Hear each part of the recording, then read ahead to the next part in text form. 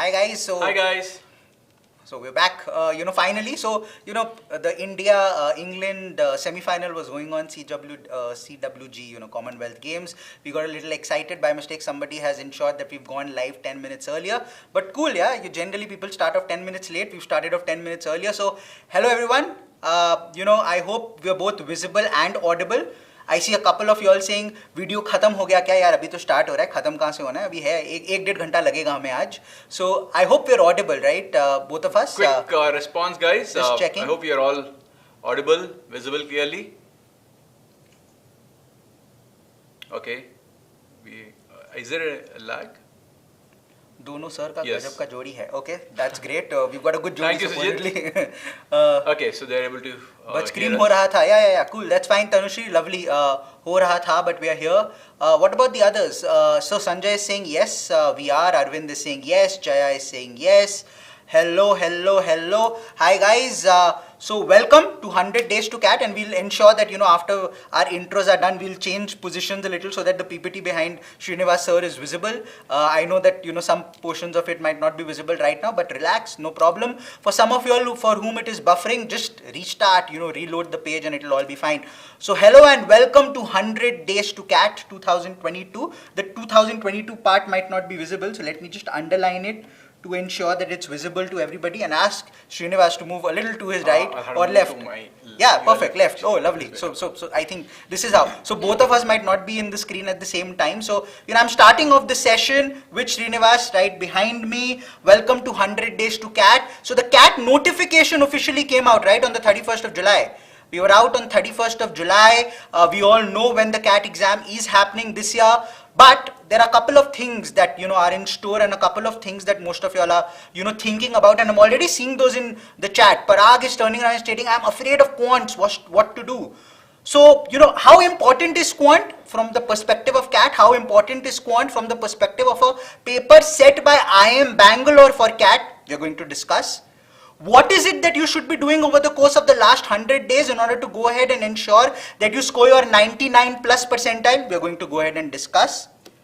Most importantly, the agenda of this session goes ahead and covers what is it that CAT has gone ahead and showcased to us over the last almost 4 to 5 years and in specific CAT whenever it has been conducted by IIM Bangalore. What has it had in store for us? So the last two times IIM Bangalore has gone ahead and conducted the session 2016. The first year when the so-called DILR section which has become a traumatic section over the last 5 years came into being. And the year before that was when yours truly, yes me, I wrote the exam for the very first time 2011. The year I wrote it before I got into my B school. So first-hand experience of what 2011 was all about I will share going forward and also 2016 since both of us actually went ahead and wrote that and we suffered the so-called trauma of a difficult DILR section for the very first time. So both of those parts we will go ahead and cover. Next, we'll go ahead and talk about what are some specific secrets that you should keep in mind to crack 2022. Now, we've got about 6-7 secrets which are also dealing with what should be your preparation strategy and what should you go ahead and do in the last 100 days. So that preparation plan so that you can go ahead and crack it. Okay. So these two parts completely interlinked. The secrets to crack CAT and BYJU'S Exam Prep plan. So go ahead and do that. Pragya is saying, sir, your recorded sessions were very helpful. Thanks a lot, Pragya. But there are a lot of recorded sessions. So were very helpful is past tense. Hopefully in the future they will continue to be, very helpful as well. Go ahead and record that. Some of you are stating that, you all are refreshing on the app and still not able to find us. In case you all have an issue with respect to the app, I think we've got a lot of students joining us today. Some of you all can actually go ahead and try it out on the YT channel as well. We are available on both places. Utpal on the other end is saying, does CAT exam act as a factor for IITs, NITs? Absolutely not. Neither of us, right? IITs, NITs? Are you? Yes. Oh, he is, sorry. Oh, I didn't know. Okay. I'm not. I'm actually from a college which became an IIT sometime later, not when I was there. So when he was there, it wasn't an IIT. Later on, it became. It's like NITI students coming out and turning around and stating, "Yeah, NITI, I am Mumbai." Later on, so don't worry too much about that. Some of you are talking about profiles. Don't worry about all of that. We'll cover all of it and much more. All the pre-recorded lectures are so good. Thanks a lot, Shalu, for that. Hopefully, you are enjoying. And finally, the most important part, which is the CAT 2016 exam paper we have here. we've handpicked specific questions. We picked up almost close to about 11 to 12 questions, which we are going to go ahead and solve live for you and showcase to you that those 11-12 questions could have all been solved in a matter of a minute or lesser. So this is exactly what we have in store for you today. I'll kickstart the session with the CAT modality. So enough said, let me go ahead and kickstart with CAT modalities. I hope we are all good to go and we are visible. I hope the agenda makes sense to you. Are we ready, guys? Should we kickstart with CAT modality? Should we kickstart 100 days to CAT 2022? Is everybody ready? Utpal Datta, my daughter enrolled MBA in Dibrugarh University through MAT exam. Okay, congratulations, Mr. Utpal. Are we ready, guys? Waiting to hear a yes. Sushmita is saying yes. Tejas is saying yes. Debansh, Akhil, Maitre. I need a few more yeses. And where are those likes? I'm not seeing enough likes. Ensure there are likes coming up onto the YT channel as well. First and foremost, thanks a lot for taking us to 75,000. And we are on the right track, hopefully helping you enough. Okay, so too many yeses by now. That gets me excited the moment I see so many yeses. We've started interacting. Let's start. So the CAT notification is something that we already know. The CAT notification came out. IIM Bangalore is conducting the exam, as we are aware of. And we also know that when IIM Bangalore is going ahead and conducting the exam, what is in store for us. So these are two things that we're going to go ahead and talk about in terms of what does IIM Bangalore conducting the session actually mean. Okay. The next CAT 2022 will be conducted in test centers spread across 150 cities. Nothing new, we are already aware of that. So most of this you're already aware of. I don't need to spend too much time on this. Has anybody gone ahead and already applied for the CAT exam? Have you filled up the form? My recommendation, if you haven't, stop. We are actually going to have a session for you with respect to form filling. It's going to happen very, very soon. We're going to talk about that as well. So if you haven't filled the form, stop, because generally people end up making certain errors with respect to filling up the form. Okay, so do wait. What was the CAT 2021 pattern like? The CAT 2021 pattern was a surprise.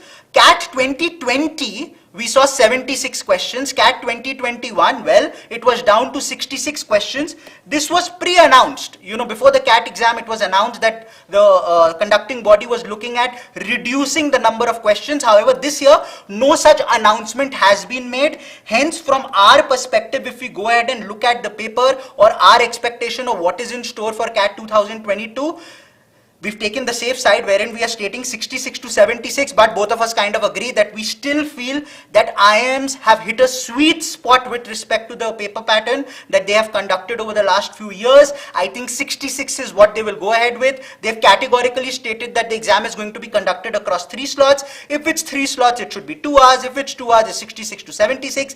We think 66 is a sweet spot. So our take, the BYJU'S Exam Prep take, range is 66 to 76, but preparing for 66 makes sense.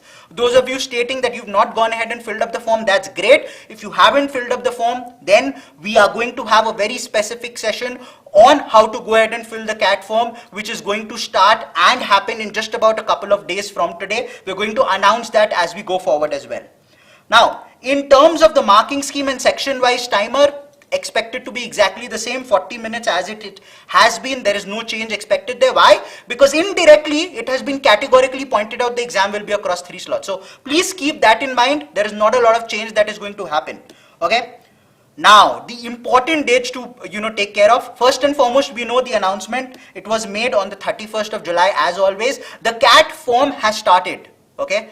Tribikram, namaste sir, you're a motivation. Namaste to all of you. Hi, good to hear that. And stay motivated, because being motivated is going to be a very, very important part of going ahead and cracking CAT over the course of the next 100 to 110 days. Okay, ensure the motivation levels are high, ensure the enthusiasm levels are high as well. Okay, is MHCET exam easier as compared to CAT? Yes and no. Yes, why? Because the level of difficulty is much easier. No, why? No, predominantly because it's a time game. Now, CAT per se is not really a time game, especially when we go ahead and look at the analysis going forward. You will go ahead and understand that in CAT, if you're attempting about 45-50% of the paper and you're getting most of them correct, you're on the path to a 95-99 percentile. In exams like MHCET, in exams like SNAP, in exams like NMAT, accuracy percentage needs to increase. And that becomes difficult because the number of questions versus the time at your disposal There is no real mismatch. Hence, yes as well as no. Okay, complicated answer, I know that. Okay, important dates. August 3rd, CAT application has started. I hope this is visible. Please do not go ahead and apply right now. Ruk jao. Wait. Wait for us to come. Okay, don't start it. Don't apply. Okay, wait for it. 3 more days, we're going to have a session. Srinivas sir himself is going to go ahead and take that session. So wait, let us conduct that session on form filling, then go ahead and fill it up, okay? The next important date for you is what's going to be the last date to fill your form. So it's 14th of September, which means there is over a month for you to go ahead and fill the form. Don't worry, relax, chill मारने का है अभी जिंदगी में, ठीक है? So relax, concentrate on the preparation part. After that, 2 important things happen in October, and I'll tell you why. Both of them are very, very important. First and foremost, from 27th October, you will go ahead and get access to your admit card. Now, this is a very, very important event in your preparation. 27th October, you get it. 27th November is the exam. What's that? It's 30 days. 30 days. Now, these 30 days, you need to go ahead and do something. You know what? You need to go ahead and ensure that you go ahead and write all your upcoming mocks. Hopefully somewhere in the vicinity of about 8 to 10 mocks in the same slot as the CAT exam. Absolutely the same slot. Why am I saying spot? Okay. So एकदम उसी spot, एकदम उसी slot में of the CAT exam, you need to go ahead and write all your mocks. So 27th of October is very, very important. Okay.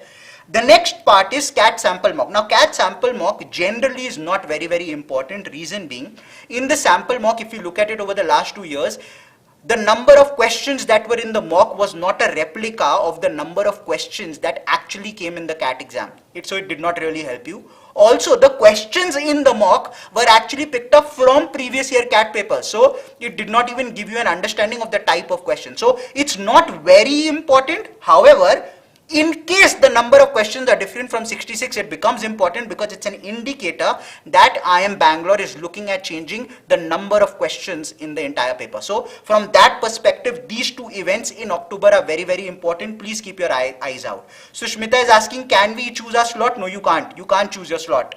It's just given to you. I have a 2-year gap with no work experience. Is it okay to give CAT? First and foremost, Parag, you don't give the exam, you go ahead and write it or you take it, okay? So it is okay to go ahead and write or take the exam, absolutely. The second thing, in terms of mocks, yes, Ria is asking about mocks. There are about close to 20 mocks that we are giving. Go ahead and ensure you write all 20 over the course of the next 2.5 to 3 months. If I go back to what Parag is stating, which is a 2-year gap, don't worry too much about the gap, Parag. I personally had almost close to a 15 months gap before I went in to IIM Calcutta, so that doesn't play much of a role. If you get a high percentile and you have a decent interview wherein you can explain as to why that gap happened. If there is a logical reason, if it makes sense, no reason why you won't be selected. So don't worry too much about that, okay? Varun, so your sessions are really helpful for covering basics. Thank you, Varun. Hopefully it's helping you. What is the adaptive NMAT exam? Please explain. Pradyuma, we are going to have an NMAT specific session as well. Saral sir is about to take it over the next 2 or 3 days. Go ahead and attend that. You'll understand everything. But adaptive logic is very, very simple, which is if you get a question correct, the next question will be slightly higher level of difficulty. If you get a question wrong, the next question will be similar or slightly lower level of difficulty. Clear? Easy peasy, lemon squeezy, not much to worry about. Okay. Okay, so let's. Test. There's one student. Oh, somebody is asking us, do we have a scholarship test? Yes, we have a scholarship test tomorrow. So all of those who've not already enrolled, in BYJU'S Exam Prep want to go, understand what are the videos that everybody is talking about and why those videos are good. I'm seeing Sakib here as well. Thanks a lot, Sakib, for those inputs on the video being good. If you want to enroll, want to check out the videos, do enroll in BYJU'S Exam Prep. Take the scholarship test, which is tomorrow at 11 a.m. Just download the BYJU'S Exam Prep app and you'll be able to go ahead and understand everything and take it from there, okay?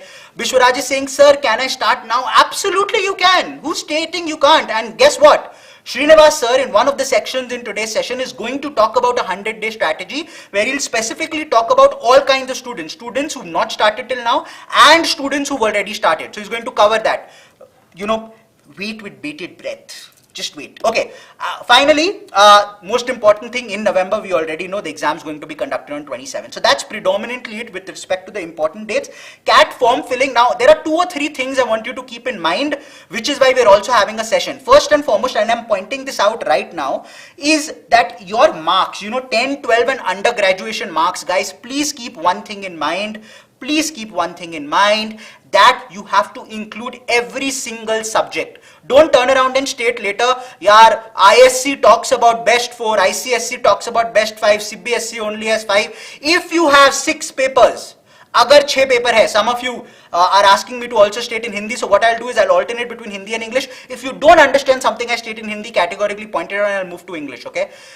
Agar 6 paper hai aapki mark sheet mein, all 6 have to be included. 6 ke 6 ko include karna in your class 10 and your class 12. So please keep that in mind, okay? Go ahead and do that. Okay, so don't worry, please do that. If you don't do it, there will be a repercussion. I'll explain how repercussions happen. Imagine after taking all 6 subjects, my percentage is 79.8. But after taking only 5 subjects, best of 5, my percentage is 85. And imagine I put in 85 in the form and IIM Ahmedabad calls me, hypothetically. Grace of God, I get 100 percentile, IIM Ahmedabad ka Ashirwad, and they call me. I go in for the interview. Right before the interview, the admin staff is there and the admin staff will cross-check your mark sheet. When they cross-check your mark sheet, they will go ahead and look at your marks. Then they will calculate and find 79.8. Now there is a problem. Okay, there is a slight problem. What is the problem? Your marks have fallen below the 80% mark. When it is above 80%, okay, you go ahead and you get certain specific weightage points. Imagine you get an 8 out of 10. At 79.8, those weightage points will reduce and say it becomes a 6 out of 10. Suddenly, I might be ineligible for the call that I've already gotten and I will not be allowed into the interview room. Hence, if I make a mistake which is so game changing, I was supposed to get below 80, but I'm given above 80, then it's a problem. On the flip side, imagine I put 85, but all 6 subjects combined turns out to be 82. Then no problem. They will change it to 82. You still are eligible. You will go ahead and write. You will go ahead for the interview. Okay. So please keep this in mind. All subjects have to be taken. Okay. Second thing, work experience only paid and full time. All of you all who are thinking, I will also go ahead and write down my internship experience. You can't. It's not full time paid work experience. Okay. So please keep those 2 things in mind. Much more will be spoken about by Srinivas sir. I like to call him Sinu. So you can call him Sinu sir if he's okay with that. Okay. So much more will be covered by Sinu over the course of the next session which he's conducting, which actually I've gone ahead and mentioned this year. He's conducting that session on the 9th of August at 4 p.m. So ensure you mark it down right now. 9th August 4 p.m. multi-stream again. We are going to go ahead and come and talk about the CAT form filling session. Everybody go ahead and attend. Okay, please keep that in mind. Sir, para summary question is TETA or MCQ? You want to pick that up? It's as simple as that. Anything that has options you will see is going to be but does it MCQ. really matter whether it's a TETA or an MCQ? At the end of the day, para summary A, B, C, D, whether they ask you to mark one of the 4 or type one of the 4, I don't think it really matters, guys. Where it matters is your para jumbles. Para summary, basically you have to select one of the 4 options which is correct. So it doesn't really matter. You don't have to worry about it. Okay. So, and the second way, the easiest way to understand it, look at, if there are options, right? If there are options, it's MCQ. If not, then it's TETA. Do keep one thing in mind, that of all the questions that come in the second part, which is post RCs, there are 3 questions which are, MCQ. And the rest are TETA. So it's not that everything is TETA. So please keep an eye out for that. Okay. I see a few questions coming here. So TETA based questions carry negative marking. No, they don't. So go ahead and attempt all. Saqib, right now I am 3rd year student. So can I fill the CAT exam paper? If you're doing engineering, then you will not be eligible because you will finish your engineering only in the year 2024. You'll finish it by 2024 April, May. So you're ineligible. Anybody who is completing a course by April, May, June of 2023 is eligible to go ahead and write this year's CAT exam. Okay, as simple as that. Okay, moving ahead, form filling done. Score versus percentile. Now this is a very, very important thing, and there are a couple of things that I want you to keep in mind. First and foremost, let's look at very specific years. Let's look at CAT 2016 because it was conducted by IIM Bangalore, and let's look at the last 2 years because last 2 years is with a 2-hour paper. Okay, so 2-hour paper, and 2016 because it's an IIM Bangalore, paper. So these 3 years, if I look at, 153 was out of 300. That means close to 50% of the marks would have taken you to a 99 percentile. You look at the last 2 years, 97 was out of 66 questions, which is 198 marks. 102 was out of 76 questions, which is 228 marks. So if I'm looking at the last 2 years, one thing which is very, very clear is, once again, 50% of the total marks would have meant that you will score above a 99 percentile. So if I'm looking at it from the perspective of the 3 papers that actually matter, the last 2 years papers, both 2 hours and the 2016 paper, which was the last paper conducted by IIM Bangalore, 50% of the total marks will take you to a 99 percentile. Please keep that in mind. Okay, that's very, very important. Harsha is saying, does BYJU'S offer only a test series package without videos and mocks? As of now, no, we will have it. However, the important thing to notice is the videos that almost everybody has been talking about is something that might go ahead and help you a little bit, because it covers every single aspect of what is in store for the exam. The so-called thing of what is the syllabus for CAT is a very difficult question to answer. We've tried our level best to go ahead and crack it in terms of the videos that we've given, so I'm hopeful that that will go ahead and help you. Cyber, I like that name. Okay, I have to give it to you. Cyber. Okay, hello sir, is banking job will consider experience for the IIMs? If you've done a banking job, if it's a full-time paid job, yes, it will be considered as work experience. Don't worry about it. Madhvan is saying it got stuck. I hope the video is fine for everybody else, right? Explain the eligibility criteria. There is no eligibility criteria. There is no eligibility criteria. From a CAT perspective, you need to score 50% plus. That's it. You're done. Okay. Okay, let's quickly move to the next part which I want you to focus on. But before I go there, just one more thing that I want you to keep in mind, okay? Look at it from the perspective of a 70 percentile, guys. Look at it from the perspective of a 70 percentile. A 70 percentile over the last 2 years was 36. Now, how many of you have not started preparing yet? Let me ask that question. How many of you have not started preparing yet? Okay, how many have not started? That's okay. Don't worry. Don't worry. If you've not started, just be honest. Just turn around and say, I haven't started. Sushmita is saying, answer my question. Sushmita, Abhishek, too many questions coming up. For those who are asking about the scholarship test, you will be able to go ahead and check the scholarship test on the home page of the app. You can go ahead and register. So not started preparing. I can see so many me's. Like all the people who are here have not yet started. Started late, me, haven't started from August. Main karunga. Zindagi milegi dobara, so I will start it that janam. But okay, relax. What I'm trying to get to is, now let me turn around and ask you a simple question, okay? I give you a 2-hour paper which is going to have 66 questions. कितने लोगों को भरोसा है कि 12 question attempt कर लोगे and सही होगा? In English, how many of you all are confident of the fact that if I give you a 2-hour paper with 66 questions, 12 questions out of 66 you will be able to do? 12. Nothing more than that. Only 12. Only 12 questions out of 66. Only 12. 2 hours. Not even saying 40 minutes. 2 hours. 2 ghante mein 12 questions. Now I am seeing suddenly, I have not prepared, say, I have not started preparing me, yes, me. Guess what? Over the last 2 years, 12 questions was 70 percentile. That means even right now, without preparation, you are better than 70% of the people who are going to write this exam. And you know why? You know why? Imagine I go to, let's pick up somebody. In general, of the 2 lakh people writing the exam, the serious aspirants are not more than about 45 to 50%, which is about 90 to 1 lakh. 90,000 to 1 lakh people are serious aspirants. And why am I saying that? Hota kya hai? Sakshi exam likhne ja rahi hai. Sakshi's boyfriend will turn around and say, oh my God, she's going to write the exam. What if she finds somebody? No, I will go to drop her. I will come, have to pick her up. Now, if I have to go and drop her and I have to pick her up, I will also write the exam. And it happens both ways these days, by the way. It happens both ways. So, what happens is, close to almost 30 to 40% of the people go ahead and just write the exam. Why? Because somebody they know is writing it. लिखना पड़ता है. Tension में रहते हैं नहीं तो. So इसलिए जाना पड़ता है. Okay? And the other part, and the other example, or the other kind of people who go ahead and do that. Your neighbor has gone ahead and written CAT once and gotten into some college at 80 percentile. But nobody knows about that in India. They think 80 percentile college will be great. Wow. Your father has heard it, your mother has heard it, and now they are telling you, तुम कब करोगे? तुम क्यों नहीं लिखते हो, तुम क्यों नहीं करते हो, and so on and so forth. And then you are pressurized to go ahead and write it. Now, I am not saying it's an easy exam. I am not saying it's an easy exam. However, what I'm trying to state is 45 to 50% of the people going ahead and writing the exam are there just to make up numbers. Hence, the 70 percentile at 36, it's not difficult.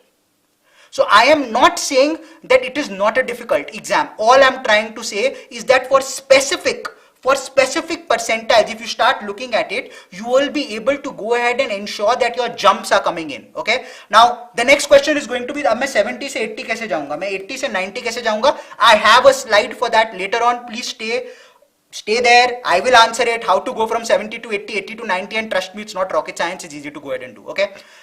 I'm seeing the number of likes is low. All of those, you know, on YT, go ahead. I'm sure we might be looking okay today. Okay, I've gotten my hair in order as well, and I'm sure my voice is sounding okay, even if my handwriting is not. Go ahead, and where are the likes? Come on, let's bring it in. Last part, very, very important. Now, continuing from what I've been stating, since 50% of the people are just making up numbers. Okay. Now I see many questions, guys. Hold on to your questions which are regarding or relative to profiles. Hold on, Abhishek, hold on. I will get to profile based questions to a latter part. Okay, so hold on to profile based questions. E-commerce business, if you have a business, if it's listed, if you've been earning, you can showcase proof, that is considered work experience. If your profile is whatever, how does it make a difference? If you don't write CAT, you will not get into a better college. Let's look at it this perspective. I have not done anything great in life over the last 15 years. Will I never do anything to change it, or will I just sit down and keep crying because I've not done anything, because things didn't work out to me, I will not improve? Now is the time. Even if your profile is not there, even if you've got a 70, 72, 75% in 10, 12 undergrads, how does it make a difference? Just go ahead, write the exam. If you score a 98, 99 plus, you will get a call from a good college. Trust me on that. You might not get the top colleges, you might not get an ABC, but who is saying you won't get IIM Tiruchirappalli, Udaipur? Nobody is saying that won't happen. Colleges like NMIMS Mumbai, it won't even matter. Score a 250 plus, NMIMS Mumbai will be ready to lap you up if you have a good interview. So don't worry, work on scoring well. Clear? Cool, Abhishek, I've answered your question, and to the others who've been talking about profile. Okay. Okay, paid job while graduation will count as work experience? No, it should be full-time paid work experience after your graduation. Okay. Is there a voice break problem for everybody, or I hope I'm audible? I hope there is no issue. Continuing from my previous exam, which was close to 50% of the people are just making up numbers, which is why what happens is, if there are 2 lakh people and only 1 lakh people are serious, when you are writing mocks for institutes, only the serious people have come out and paid money, right? Whether it's 5,000, 20,000, 50,000, 10,000, 1,000, whatever it is. Only the serious aspirants have gone ahead and paid that money, yes? That means when you are writing mocks, you are only competing with that 1 lakh. Now imagine in those 1 lakh people, your rank, hypothetically, you end up scoring 50 percentile, which means your rank is 50,000. In 1 lakh people, the serious aspirants, it's 50,000.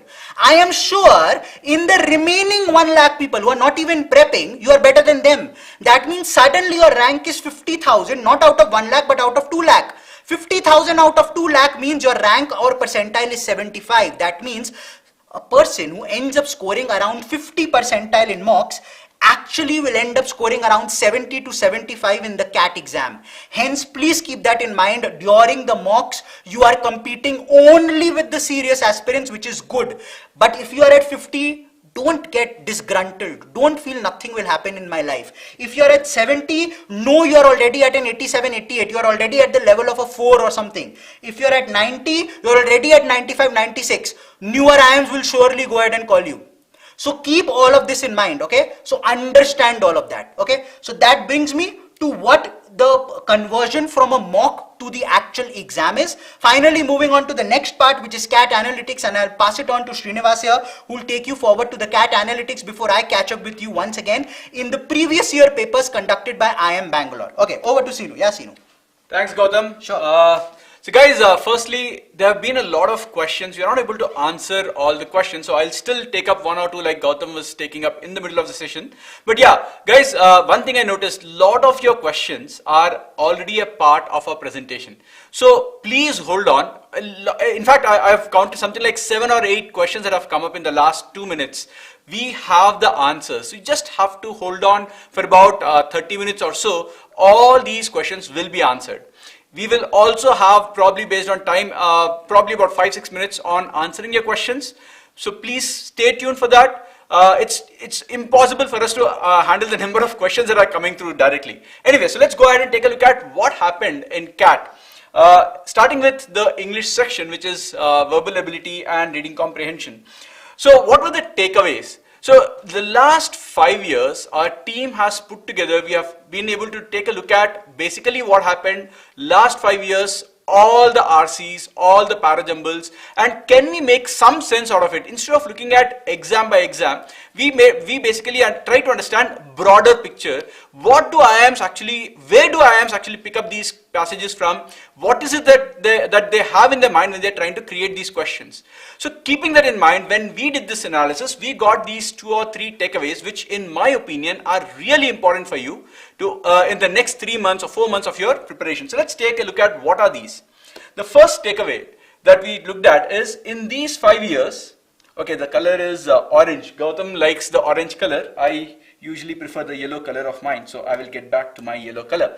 Okay, so we have 5 years of papers and we have 54 RC passages. So we have analyzed all these 54 RC passages and we picked up the sources of each one of these passages. We noticed that almost about half, or probably about 45% of the reading comprehension passages that have come in the last 5 years of CAT have come from these sources. New York Times, Guardian, Smithsonian Magazine, Aeon. These are platforms where you can go and read news. You can read about articles. They are available. Some of them, most of them are free. And I'm not saying that you have to pay any money for that.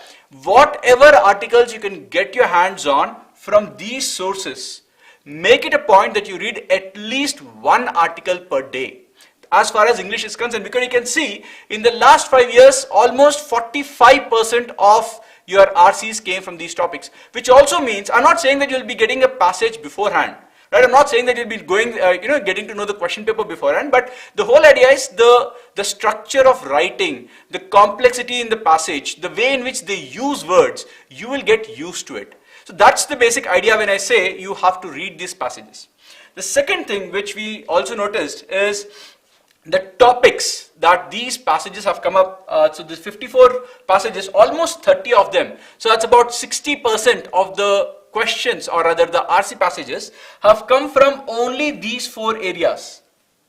So if you are thinking of what type of passages for us to read or for me to practice, please take note: sociology, anthropology, science and technology, zoology, biology and history. So these are the topics from which mostly the RC passages have been picked up from. Now I understand sociology, anthropology, listening to the name itself will probably put you to sleep if you're not from that background. But yes, probably science and technology, some of you might find it interesting, so it's good. So this should also be the idea with which you pick your passages when you're dealing with your mocks or as far as your CAT exam is concerned. So if you have 5 passages, pick the ones which you really like. You know that sociology or anthropology is not something that you like reading at the beginning itself. So please don't start with that in your mocks also. Right? Similarly, if you understand zoology and terms related to it, if you are from such kind of a background, a topic from it would really be great for you. If it is not, then probably not the best way for you to start a passage. So decide what topic. So that's the whole idea. You read 1 passage every day or 1 article every day from these areas over a period of 20, 25 days, 30 days, or probably a month and a half. You will notice that some areas will interest you, some areas will put you off. Make a note of that. That should be used in your mocks as well as in your CAT exam. Okay. The next thing is about para-jumbles. We have tried to do the same kind of an analysis from para-jumbles, para-summary, odd sentence. So we are able to get one particular analysis or one particular takeaway point here. So we notice that the topics from which the odd para-jumbles, the para-summary, the para-completion or odd sentence out have come are again from biology, but this time linguistics, science and technology again comes back to you. So these are the three areas from which mostly the verbal reasoning part, the VR part has come in CAT. However, we were also trying to look at the source of it. Can we also pinpoint which source they are picking up from? But we could not pinpoint and say that this is the source where most of the questions came. It was from all over the place. We could find the sources, but it did not make sense for me to put a list of 100 websites. So they were from many sites, many places, many books also, because the faculty who make this, remember guys, they are very well read. They read a lot. So they have a lot of sources, and it was very difficult for us to put out what are the best sources. But yes, if you're looking at the topics, we have the topics listed from which the bulk of the verbal reasoning portion has come in the last 5 years. These are the main takeaways as far as your English is concerned. Okay. Well, let's take a look at the percentile requirement. So Gautam has already shown the overall percentile requirement. I'm taking section by section. So if you look at a 90 percentile, you are basically looking at 29 marks, which is a net. It's a net 10 corrects. So out of the 24 questions which were there last year, you needed to get less than half of them correct, which is just about 10.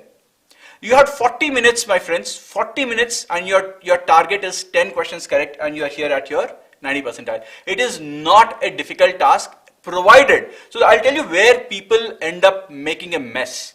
They end up picking up passages, they end up picking up para-jumbles, which they should not. So the whole idea about English is don't try to solve everything. Start with the ones that you like, and it's not just about English, it's about maths as well as LRD. I'll keep repeating that mantra again and again. But yes, the whole idea is start with what you're good at and let go of the ones which you are kind of iffy, or if you kind of, I don't like it at all. Okay, so those are not for you to deal with in the exam. Anyway, so let's go ahead and take a look at what happened in your DI and LR. Now, so Srinivas, just before DILR, probably a couple of questions that are coming up that all right. Look at. I was seeing Angad, twice or thrice he's gone ahead and asked about, that he's dropped 2 years, so is he eligible? All right. If you've dropped, is it after or is it during your graduation? If yes, if you're not a graduate, you are ineligible for CAT, okay? I think it's as simple as that. Is the video recorded? No, it is not. This video will not be available after this session, so please ensure you follow what we are saying. And some of you all really love Srinivas's first slide where he spoke about RCs and where they are from, and you all were asking, can you show it to me again? So yeah, Srinivas is going ahead and doing that. I think that was great analysis. So I think this is predominantly what a couple of you all wanted to go ahead and have a look at. Yeah. Right, this is the slide.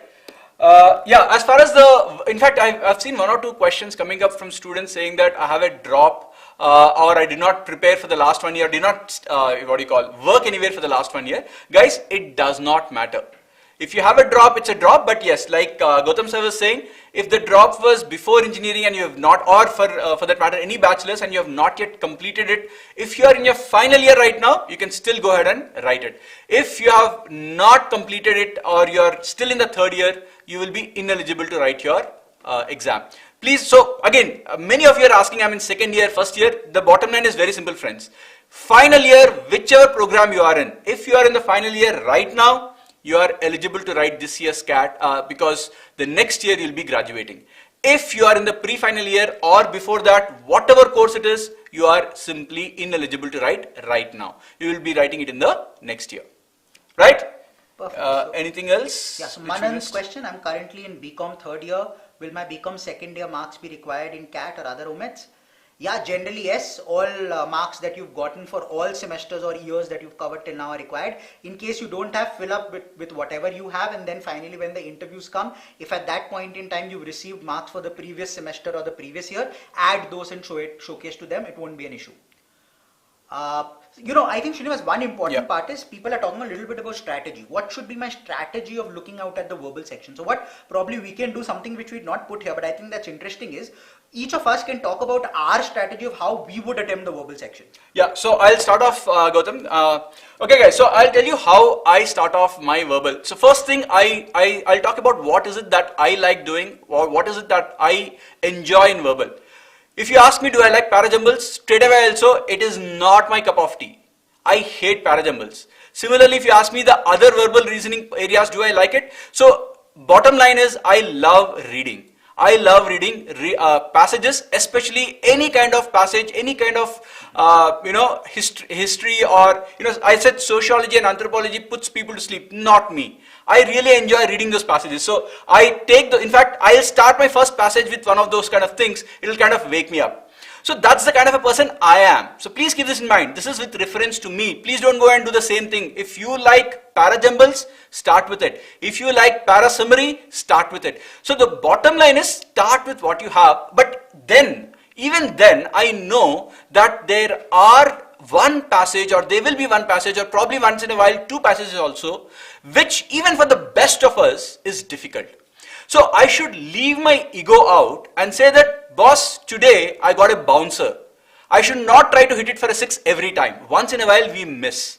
So you need to also understand, smart enough, that look, this passage is really difficult. While I like the topic, I started with it, 3 lines I read, and it's like going out of my head or on top of my head. So I will then bow down, leave it, move on to the next. So my strategy is very simple. I love RCs, I'll start with it. Does not mean that I will sit and solve all RCs. So I know, because I love RCs, I also know what are the easy ones, what are the difficult ones. I will never pick the RCs which are difficult. I'll probably pick it up if time is sufficient. If I am able to finish the paper and 5 minutes are left, only one RC is left, I'll probably take it up. So that's basically how I go about. I will make sure, so while I said parajumbles I don't like, I did not mean that I'm going to leave it altogether. So my idea will be, start with RC, do 1 or 2 RCs which are easy, probably 3 time permits, then move on to, because they will definitely be easy parajumbles also. I don't want to lose my marks there. They will definitely be 1 or 2 probably easy para summary or a para completion or an odd parajumble which I would like to score. So the whole idea is, yes, I will do what I like, but I don't want to lose marks on the easy ones which I don't like. I'll still go there. Then if still time permits, I will go back to the ones which are left out. So that's basically how I take a look at. Gautam, anything different? Yeah, so mine is a little different. I am from the school of thought which states, when it's a verbal section, attempt everything. Okay, so that's where I come from, which is try to aim attempting 22 questions. Problem kya hogi? You get 11 right and 11 wrong. Assume 50% accuracy, okay? Assume 50% accuracy. 11 right, 11 wrong. Out of those 11 wrong, assume that 4 or 5 questions of those were theta.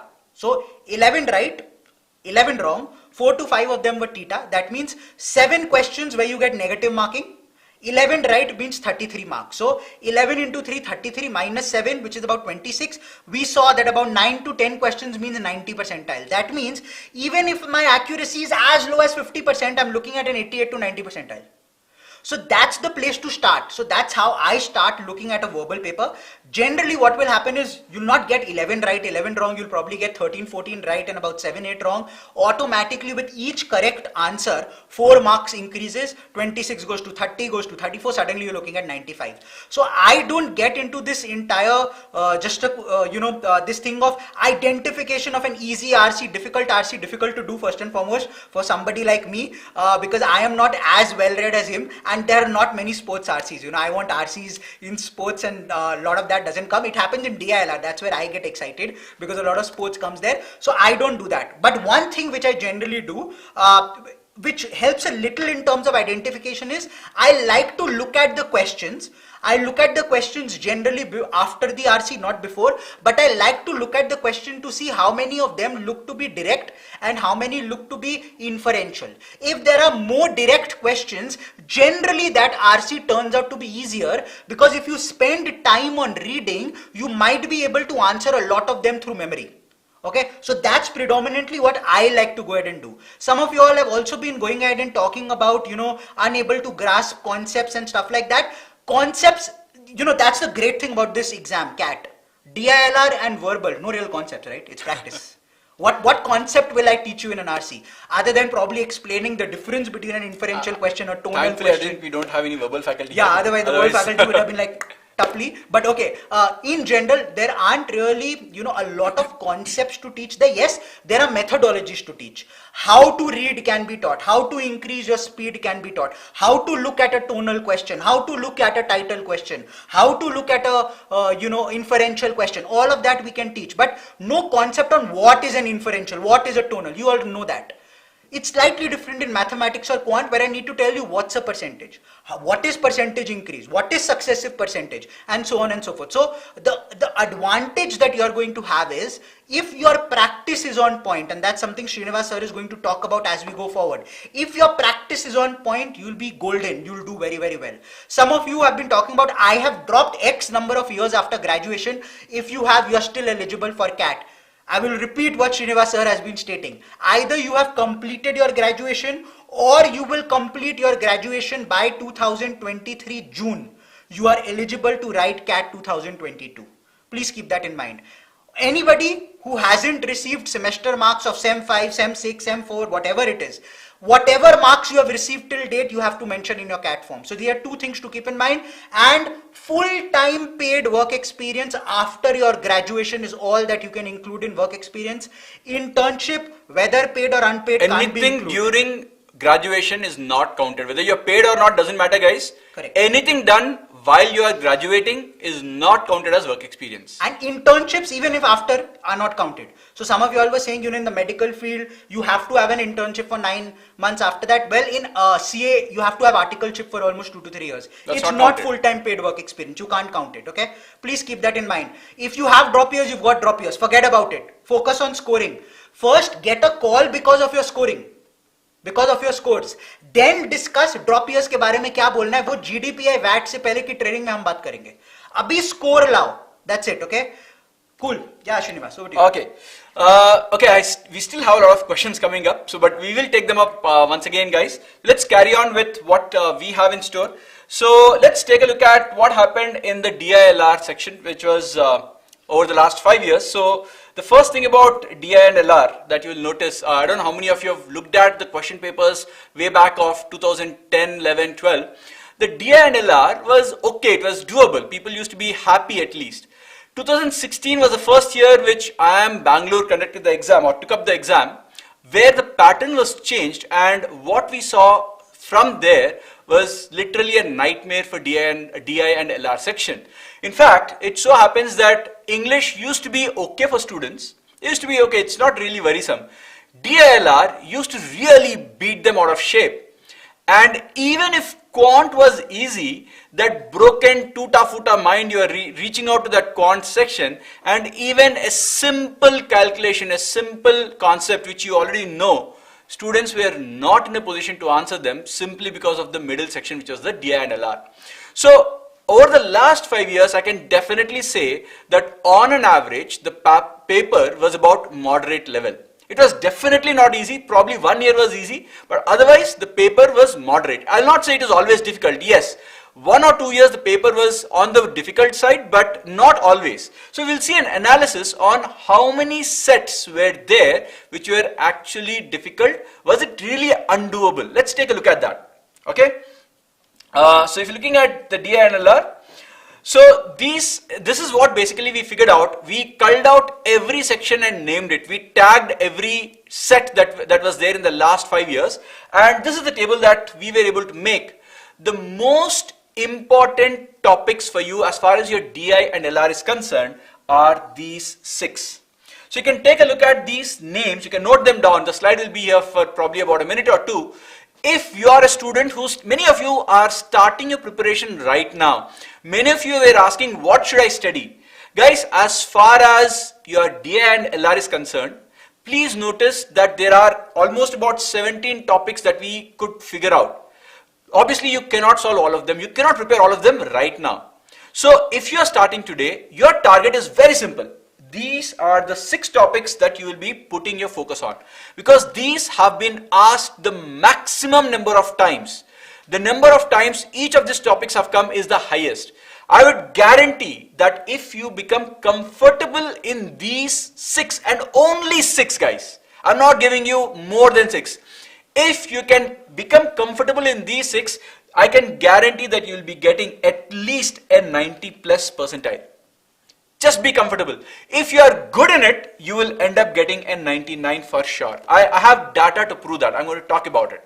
Okay, so you don't have to be a stud in all the topics right now. Okay, so you can see the most important here is reasoning based DI. So we will in fact we have taken sessions where we explain what is each one of these type of questions.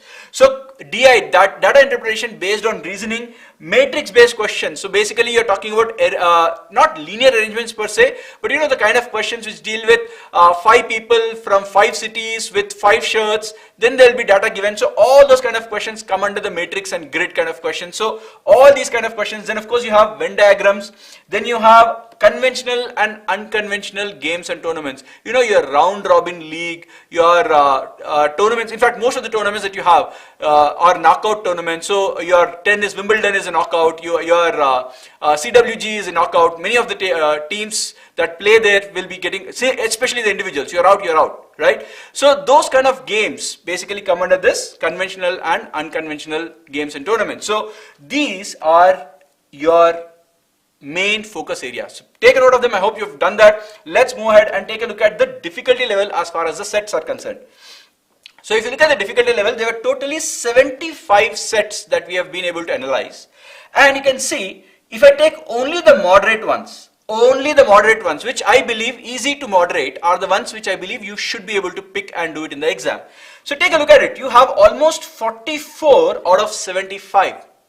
So you are talking about probably about 60% or about 59%, more than half the paper for sure, over the last 5 years was doable. Now I'll tell you what the problem is. The problem is these questions are there to scare you. So if I give you 20 questions and 12 of them are easy to moderate, but if I give you 8 questions which are difficult, these 8 questions is what will scare the students. The moment these 8 questions, so imagine the first set you spent 5 minutes or 10 minutes. In a 40-minute paper, you spent 10 minutes on one set, there is no answer. You took the second set, you spent another 8 minutes, no answer. 8 questions difficult, unfortunately you picked. Look at your status, look at your mind. You have spent half the section, 0 marks, and students will get to panic. What you need to realize, and this happens to a lot of students, it happened to me last year or last before year, but the confidence you need to have is, boss, in any paper, there will definitely be around 8 to 10 sets which are dead easy that I should pick up. In fact, the way I look at it is, this is guaranteed. 8 to 10 are there for you to pick. If you pick 8 difficult ones, don't worry, be happy. The reason is very simple. You know for sure that the next 12 you'll be able to crack. You know for sure that they are there to pick. You finished off the easy ones, or rather the difficult ones. You passed the difficult ones. It's okay, no problem. But yeah, if you don't have that confidence that easy ones are going to stay there, then you're going to mess up the entire paper. So last year, or I think it was before year, guys, 15 minutes or 18 minutes, I got 0 questions. I could not pick because unfortunately, despite so much of experience, I picked 2 sets which are horrible. So then I knew for sure that in the last 20-22 minutes, I have to pick 2 sets which are easy. I searched for them, thankfully I got a decent percentile. So please have it in your mind, picking the wrong set is not the end of it. Get out of it, make sure that the other sets which are easy, you are going to solve it. So that's the reason why the number of mocks are required, because all these kind of experiments, all these kinds of bouncers are going to come to you in your mocks. You take a mock like a test drive, you know, you fall down, there's somebody there to help you up. You don't take your bike directly onto your highway, right? You learn it on a place where there is less amount of traffic, that's your mock. Make sure that you write these mocks. We will give mocks which are difficult. We are giving mocks which are, having one difficult question at the beginning, but then the other ones are easy. We will give you mocks where deliberately 2 or 3 questions are kept at the last in quant so that the easy questions are missed out if you don't reach the end of the paper. So all these kind of experiments we do in the mocks. So these are experiments on you, so right? So you don't know how the paper is going to be. So the more you write, the more experience you're going to get. So make sure that the mocks are taken very seriously. So I'm going to talk about the mock strategy, especially not strategy, the mock timelines also. So please follow that. Right, so the next thing is, so the next thing we're going to talk about is the percentile. So let's take a look at what happened as far as marks are concerned. You get around 6 or 7 corrects. That's all you need. You don't even need half of it. In a 20 question paper, you get 7 corrects, probably 1 mistake. So 8 attempts, 2 sets, you are at your 90 percentile. That's all your target is, my friends. Please keep this in mind. Okay, so last is quant. What happened in the quant? Let's take a look at the quant analytics we are able to do. So we have again picked every question, tagged it, and this is the analysis that we got. The highest number of questions have always, over the last 3-4 years, come from arithmetic. Once again, those of you who have started preparing right now, you will not have enough time to finish everything in quant. So what is your strategy? Guys, if you are starting this month or just started in the last 10-15 days, you are going to look at arithmetic and algebra. That's enough. You do these two, you can easily cross your 95 percentile, very easily, provided you do these two for the next 3 months solidly. Right? Now you can see the next highest number is with algebra, and then there's a lot of difference between the second highest and the third highest. So the third highest, then the next and the next are very, very small in terms of weightage. So geometry is only about 4 to 6 questions, whereas you have a higher number of questions coming up from arithmetic and algebra. In fact, last year if you look at, 3 to 5 questions only came based on the slot. 3 to 5 only came from geometry, but the others have about 8 questions, 9 questions, 6 questions, 7 questions from algebra and so on and so forth. Right? So those of you who prepared or started preparing 1 month back, guys, these 3 are your targets. Those who started just recently, these 2 are your targets. Of course, those of you who have been preparing for long, already you would have finished quite a bit of this. Okay, so let's quickly take a look at the number of questions which have come from each topic or each subtopic. Entire arithmetic had about 140 questions in the last 3 years, 5 years I believe. The most important here within arithmetic is time and work, time and distance. You can see that almost about 50 or 45% of the questions have come from your time and work, time and distance. It's a very important topic, so don't miss that. Moving on, the next important topic in algebra is algebra. So what is very important in this? Quadratic equations, sequence and series progressions, logarithms, functions. These are your 4 most important topics if you want to prepare algebra. The remaining, guys, you can do that based on your requirement. See guys, my target for you, arithmetic entirety. Don't leave anything in arithmetic. In algebra, only prepare these 4. That's enough. You don't need to become a stud in everything. These 4 will give you at least about 5 questions out of the 6 or 7 that you'll be getting in your algebra. Right? That's enough.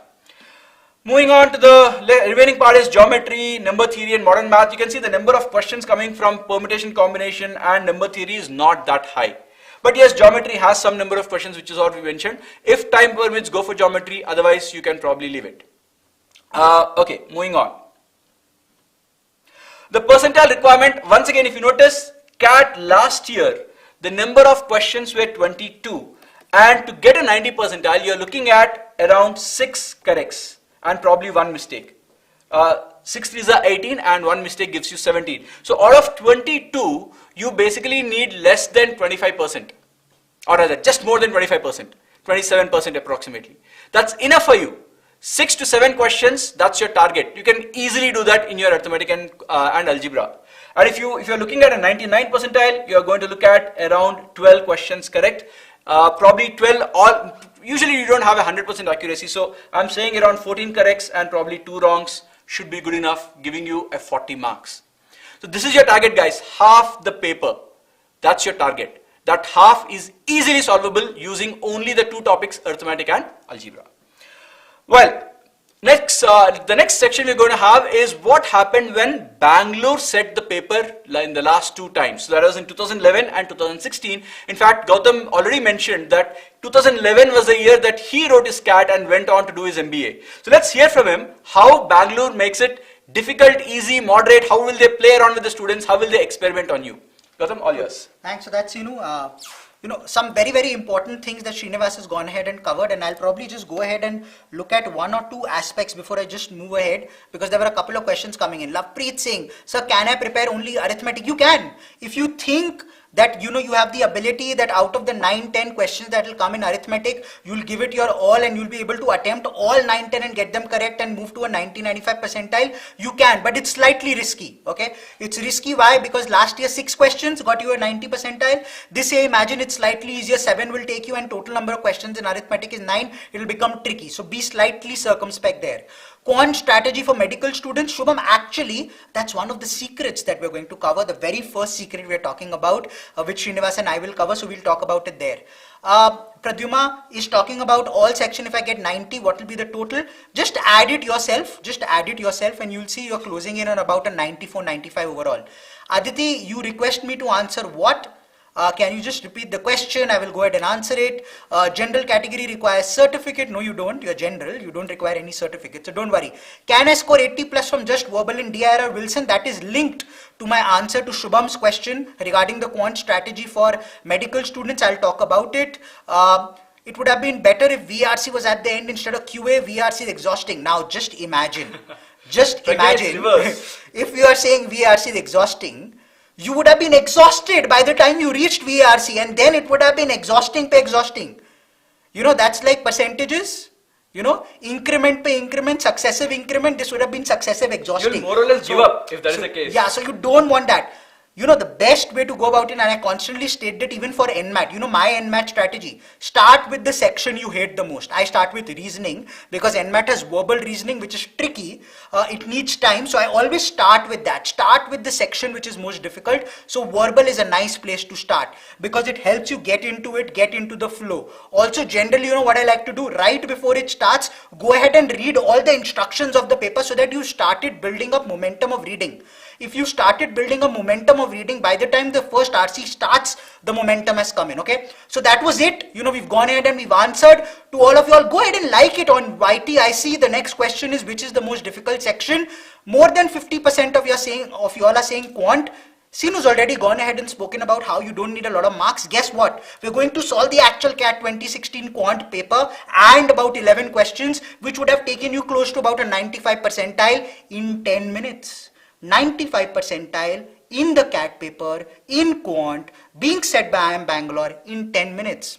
Not too difficult, right? So wait, we will get there. Before that, let's quickly jump to the analysis. Now I won't get too much to the 2011 part. Let's quickly straight away jump to the 2016 part because that's predominantly more relevant from the context of the fact that, that's when the paper pattern became 100 questions, even though that happened in 2015. In 16, DILR became difficult. And then from there on, that has been continued. Also 2011, while we were doing a little bit of check, lo and behold, was conducted by IIM Calcutta. So no wonder I went into Calcutta, set by them. There's a linkage. So I think we got that wrong. 2007 was IIM Bangalore, but that's okay. IIM Calcutta should find its mention in every session I take. So that's a good way of ensuring IIM Calcutta found a mention. Okay. Anyways, let's moving quickly to 2016 and seeing what was in store there.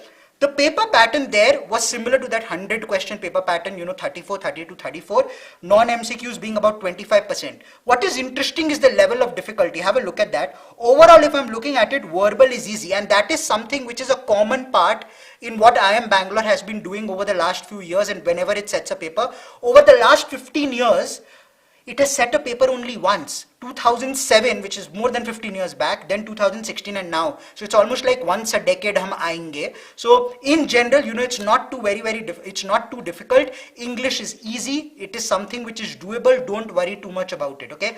There is somebody saying algebra ke basics ke baad bhi algebra ke questions solve nahi hote. So how can we ace algebra? Ayush, my recommendation, go ahead and have a look at the videos that we've shot and put in as a part of the asynchronous product on the BYJU'S Exam Prep app. I have personally recorded many of those. Srinivas has done quite a few, across geometry and, PNC and so on and so forth, modern math. So go ahead and have a look at that. I'm hopeful that that will help you, because not only will your concepts be clear, you will understand how to apply your concepts as well. Okay, so please have a look at that. Sir, I'm batch-wise student, complete syllabus, started solving topic with mock, but I'm facing problem in VRC. Great. Now that you started solving, now the problem should come. You want the problems to come now, so that you can address them during your preparation of topic test and during your preparation of, mock. So it's okay if the problem is coming. See, keep changing 2 or 3 strategies in VRC. Go through what Srinivas has spoken about in his VRC thingy. Go ahead and read articles from New York Times, Guardian, and so on and so forth. See its application. See, it will improve. Aeon is a good place to do it as well. So that is where you will suddenly start improving, Tanjeem. Shreyansh, the practice part is coming up. We have an entire section about the 100-day strategy. Okay, so you can go ahead and do that. Kish Mohan was saying, can he write CAT while studying MBA? Yes, I guess you can. Absolutely. We have finished our MBA, we still write CAT, right? Absolutely, so yes. Nobody's going to stop us. Theta increases level of difficulty of parajumbles. Don't worry too much about them. Sir, can we ace those videos of exam prep on laptop? No, generally it's only on the app, so please focus on the app. Okay, moving ahead. So level of difficulty we know in terms of what it was: verbal, easy, the other 2 sections moderate to difficult. The problem here was this was the very first year where DILR turned out to be moderate difficult. Now the impact was, not only did it impact the marks in DILR, students got disgruntled, they got demoralized, and by the time they reached quant, even those who were very, very good, they did not go ahead and attempt a lot in quant, which is why quant marks also fell. Quant was not very, very difficult, and we'll talk about that as we get into the paper. So, don't let that happen to you, which is, if one section is difficult, don't let it impact the other sections. Please keep that in mind. What were some of the important takeaways which we will be looking at? One thing to look at before the takeaways is the score versus percentile from a sectional perspective, and this is what I was talking about. DILR came down to 43, biggest drop that we've ever seen, followed by quant, which had a huge drop as well, which means in quant 17-18 questions out of 34 you were getting a 99 percentile. Answer 50% of the quant paper, 99 percentile. You will get something very, very similar to what we saw over the last 2 years, right, in CAT as well. 11 questions and you'll be there. Okay, so don't worry too much about that. Let's look at what was the takeaway. Now this is a very, very important slide in terms of the takeaway of the 2016. My take on this year's exam is verbal should not be very difficult. IIM Bangalore is not known to give very difficult verbal. However, one thing that they do is they concentrate a lot on English. Srinivas and we were talking about a couple of days back that IIM Bangalore is one of those colleges which in its stage 2 GDPI and VAT actually looks at VAT sometimes. So they concentrate a lot on English. What do I mean by they concentrate a lot on English? Expect myriad genres to come in. So they will like to experiment with different genres. Level of difficulty they don't generally compromise on. The level of difficulty is easy to moderate, should not be very difficult if you read well, and that is something that Srinivas has spoken about and I will talk about. Ensure you read over the course of the next 2 to 3 months. If you read well, you'll do well. Okay. The next part, which is DILR, moderate difficult, picking up the right sets important. Here I always turn around and state, you would have seen it in my strategy videos as well. This is one section where right at the beginning, I like to spend close to about 5 to 6 minutes going through those 4 sets, identifying the order in which I would like to solve the paper. Generally, the 6 question sets are difficult, 4 are easier. So even if you start with both the 4 question sets and solve them in a matter of 20-25 minutes, 24 marks done, you are happy and contented, close to a 95 percentile. Next 15 minutes, you can worry about the 6 question set and what to do. Okay. So in general, spend some time in identifying which set to solve first. In quant, we've spoken enough. We are going horse. Ensure you are a stud at arithmetic. And this is something I'm going to talk about later. This is one of those exams where you should not worry too much about the section which you are not good at. You should be brilliant in your area of strength. You should be okay in your area of weakness. That's about it. In your area of weakness, get the sectional cutoff of 80 to 85 percentile. In your area of strength, be an absolute stud. Some of you are saying, will the slides be shared? No, but there is a surprise in store right at the end of this session with respect to something which is a subset of this paper and something that will aid your preparation over the course of the last 100 to 110 days. So kindly stay tuned. So that's predominantly it in terms of the 2016 takeaway. Now let's go into the secrets, and this is something very, very important which I want you to focus on. Secret number 1. Some of you all have been coming out and stating, do I need to score well in all 3 sections? Now there are two ways of writing the CAT paper. One is ensure you are decent in all three sections. Get about 34 to 35 in every section, means you will score about 100 to 205. That's a 99 plus basis the last 2 years, good to go. But this is not easy. This is not very easy. Why? Because you'll have to be good across the board. I am not. I'll be very, very frank. Generally, what I like to do is strategy 2, which is part of secret 1, which is I think I am generally good in 2 sections, and those 2 sections I generally call DILR and Quant. I feel that I am decent in these 2 sections. So what I like to do is I like to go ahead and score well in these 2 sections. Now if you imagine in Quant, out of 22 questions, you're having a good day and you are good in this section, why can't you go ahead and score about 40, 45? If you score about 40, 45 here and once again about 35, 40 in DILR, just from 2 sections you can score about 80, 85. Then in the last section, all you need is a 20, 25 to clear the cutoff. Now this holds true for the medical students who've been saying I'm not good at Quant. Do the reverse. You are expected to be good at verbal, at least that's what I hope. Also biology, sociology, anthropology, many of these areas you would have studied in some context or the other, especially biology, you would have studied a lot of, and a lot of RCs and parajumbles come from here. If you can go ahead and ace your verbal section, out of the 72 marks there, can you score about 45 to 50 in verbal? Can you do that? If you do that and then you score about 25 to 30 in DILR, in these 2 sections you've got ahead and scored close to an 80. If you've done that in Quant, all that you need, even a 13, 14 and you'll clear your sectional cutoff and you're done. So please don't worry too much, okay? Aditi is asking if I score about 99 percentile but I've scored less than 16 grads, will I get ABC? ABC might be slightly difficult. C, graduation. Yeah, but it's 60%.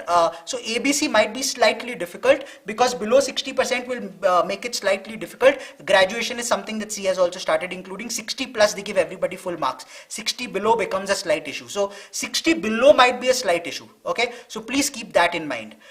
Okay, sir, if we are not sure about the theta, should we attempt that? Absolutely, no negative marking, right? Please keep one thing in mind. Imagine both of us write the paper. He attempts 10 questions, scores 30. I attempt, say 18 questions, get 12 right and 6 wrong.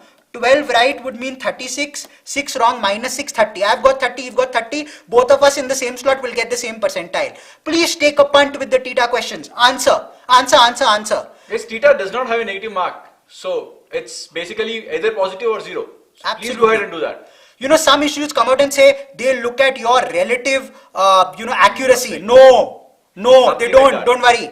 Okay, relative accuracy बोल के कुछ नहीं. Okay. Straight marks that matters, guys. But last year many IIMs don't include UG marks. You're absolutely right, Pradyuma. The question was only for ABC, not all IIMs.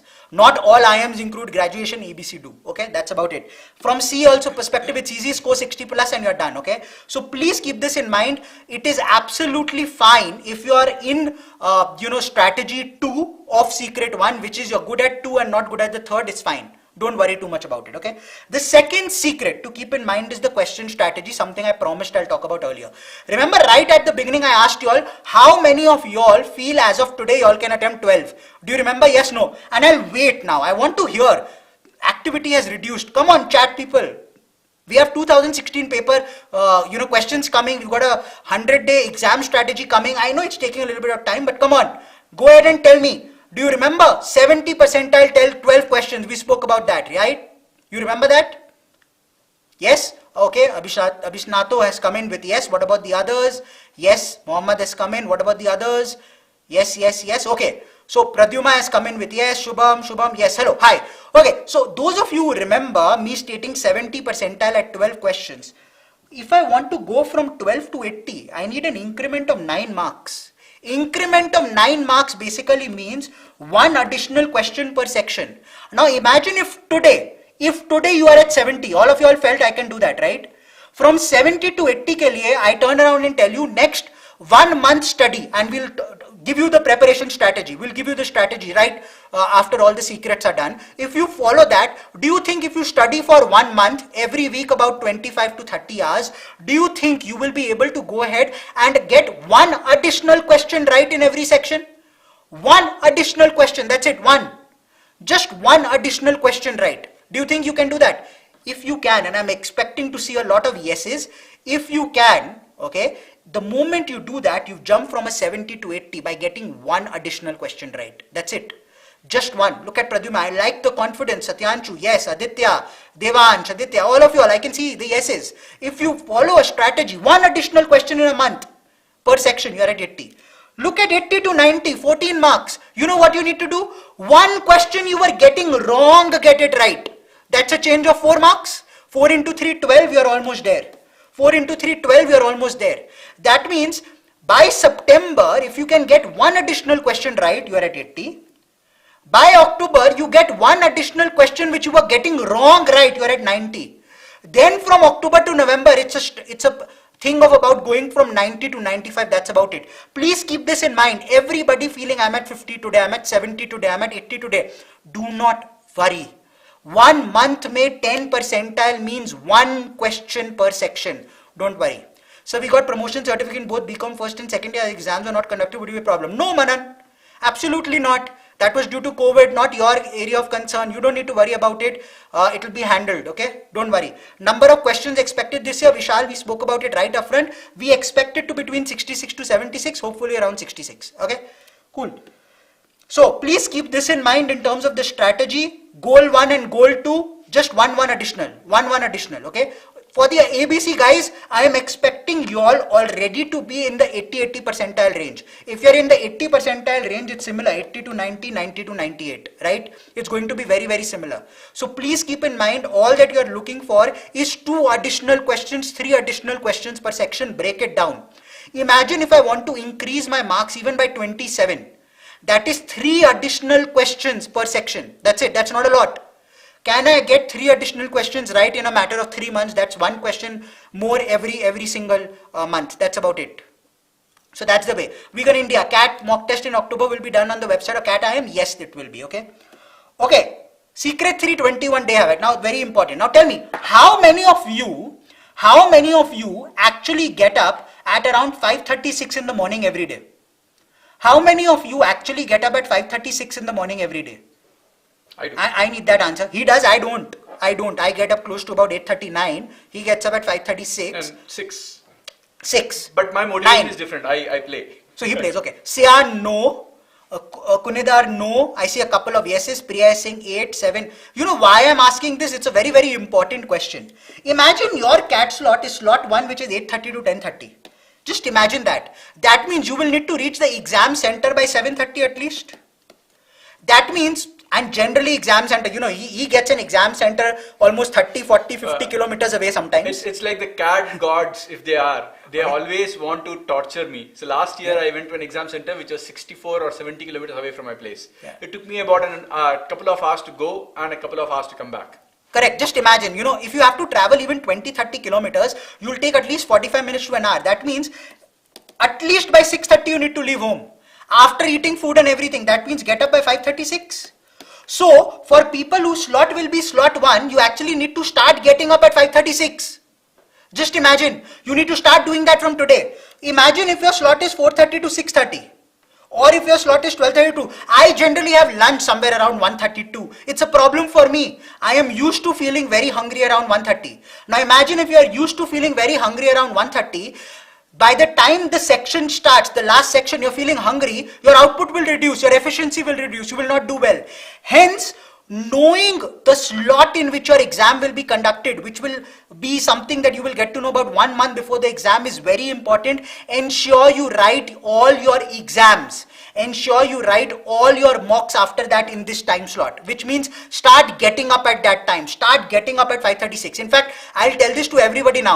Probably about time you start getting up at 5:36 every day, because even if your exam is at 4:30, 6:30 in the evening, no problem. Your exam is in the morning, no problem. But for those of you all who don't get up early, it will be a problem for the morning slot. So probably getting up early is something that might help you, okay? So try doing that. Okay? So that is secret number 3. It takes 21 days for anything to become a habit. You'll have 30 days, but probably you can start now. 100-day plan. Some of you all were wondering about this. Now this is also linked to our study plan later on. So I'll let Srinivas cover some of this. I know we are taking some time, but you know, better late than never. We've got the 2016 question paper coming up as well. We're about to race through some of this. Yeah, Srinivas, why don't you take us through secret 4 and 5? Right. So guys, some of you are asking how many hours do I need to study per day. So first, let me begin by asking you a question. how many hours can you spare if I tell you that 2 years later you're going to get a 30 lakh package? Answer that to yourself first. If you say that 30 lakhs is what I need, but I'm going to spend only 1 hour, then you need to question yourself, are you even thinking seriously about it? Now, I'll leave that thought to you, but what I'm going to talk about is not what is sufficient. What I'm going to talk about is what we believe is the bare minimum requirement given the preparation is starting right now for you guys.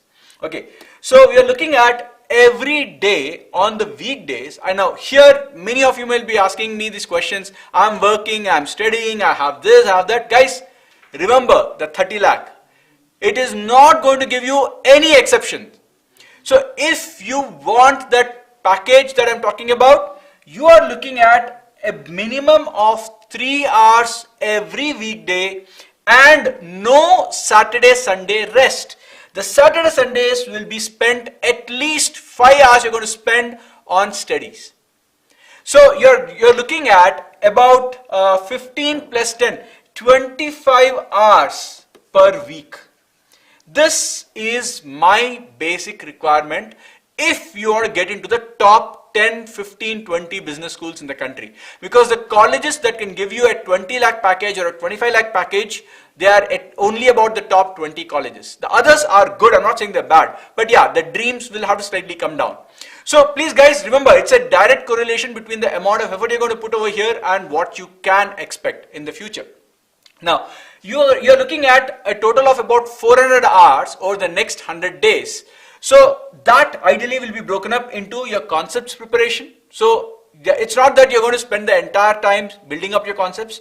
You will learn the concepts and of course you're going to practice and revise what you have learned so that you don't forget. It's not that you've learned something now, 15 days later you can forget it, and again, it's not a memory card with a limited amount of space. You need to have revision coming up again and again to you. But more important, this is something which people don't take it seriously. You write mock, good, but people don't analyze the mock. Guys, please remember, if you write a mock for 2 hours, and both of us are in sync with this, you will at least we believe, a good mock analysis will be requiring 2+ hours, probably 3 hours also. For you to analyze the mock will take an equal amount or more than your writing of mock. So each mock is about 4 to 5 hours of the total affair. About 2 to 3 hours of preparation, analysis, and about 2 hours of your mock. So this is something which you should not let go. Writing mocks is of no use. Guys, remember, any game you play, there is no point playing something again and again without knowing what is the mistake. Somebody has to tell you, or you have to realize on your own that look, this has to change. Otherwise, you'll keep repeating the same mistake and the output will be not any different. Okay. Next is about the CAT mocks. How many CAT mocks should you write in each of these months? So very quickly I'm going to take you through. We have August. So we recommend that you take around 3 to 4 mocks in the month of August. Ideally, I would recommend you take a mock in a fresh mind. So take it on a Saturday or on a Sunday, weekly once. Take around 3 to 4 mocks, but here I would have one recommendation. In fact, that's what Gautam suggested to me yesterday, that take a mock which is in sync with the 3 time slots that we have put in. So write 1 or 2 mocks in the morning, then you write 1 or 2 mocks in the noon, write 1 or 2 mocks in the evening, because you don't know what slot you're going to get. You can't pick your slot. So make sure that you're prepared for all the 3 slots. And you will not have too much of time. I think it's 27th of October, right? Yep. So 27th of October is when you'll get to know your actual time slot. So you have not much of time. Your exam time slot. So not much of time left for you to work on that later on. Also, just to add, I think the good part about this is if you write it on a Sunday, irrespective of whether you're a student, whether you're working, whatever you're doing, Sundays are generally free. If for you Sunday is not free, Saturday is free. So write it on the day when you're free and keep changing. So first mock you write it in the 8:30 slot, second mock write it in the 12:30, third mock write it in the 4:30, again come back and keep doing that. So by the time you get to know on 27th of October, you would have written 3 to 4 mocks in every slot, you would have been comfortable, and then when you get to know all the last 8-10 mocks, you will write in that slot itself. So that's the way to do it, and I agree with Srinivas, Sundays or Saturdays might be the way to go about it, and since he said 3-4, just think of the 4 Sundays and you're done. As simple as that. Guys, this is sacrosanct. That time, once you decide, you should stick to it. Please don't give any bahanas, anything that says, oh, today I'm not able to write the mock. Okay, so you cannot miss a week without writing a mock. Okay, I think we have 1 or 2 questions. How many times can we write CAT? Tanmay, there is no limit. I've written CAT something like about 8-9 times till now. I think Gautam would have written the same number of times. So there is no limit to the number of times you can write CAT. Okay. Is there any other question? Disha's question is interesting. So please also explain, how do we analyze mocks? Can we get help in mock analysis from BYJU'S as a batch for student? Yep. So a couple of things that we've started doing is we've already started recording videos for each question that we've given in the mock. So you will soon start getting mocks, the mock videos on the app from say around the 20th or 25th of August for each of them. Also, some specific all India mocks are about to start. The first of them being on the 12th of August, just a few days away.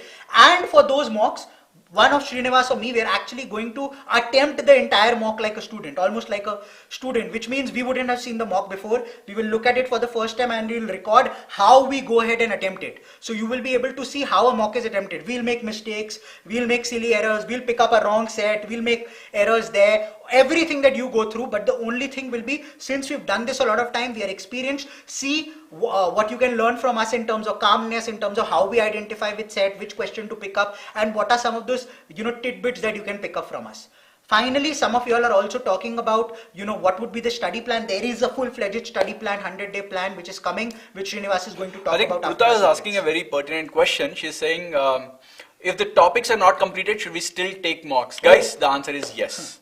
You cannot, if you say, I'll be fully prepared and then write CAT, write a mock, then probably half your life will be over. Trust me, both of us are still not prepared. No, we are not prepared for CAT. We can never claim to be fully ready. So let's be serious here. I hate geometry. He hates numbers. Oh yeah.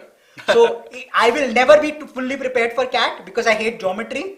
I generally don't attempt it. I have my jugaad or shortcut methods to do it. He hates numbers. He doesn't attempt numbers. I'll not even bother about jugaad. I'll leave it. He won't even look at it. Okay. So we are not prepared 100% ever, and we've done well, right? We scored very high percentiles. Trust me, there is no such thing of I will finish my syllabus. If you have finished arithmetic in quants, you are ready to write any mock. Why? Because DILR and verbal anyways is practice, and if you have gone ahead and prepared for arithmetic, you are willing to go ahead and get 90 to 95 percentile. So you are done. Arithmetic ho gaya, I am ready. Okay, that's about it. Okay, cool.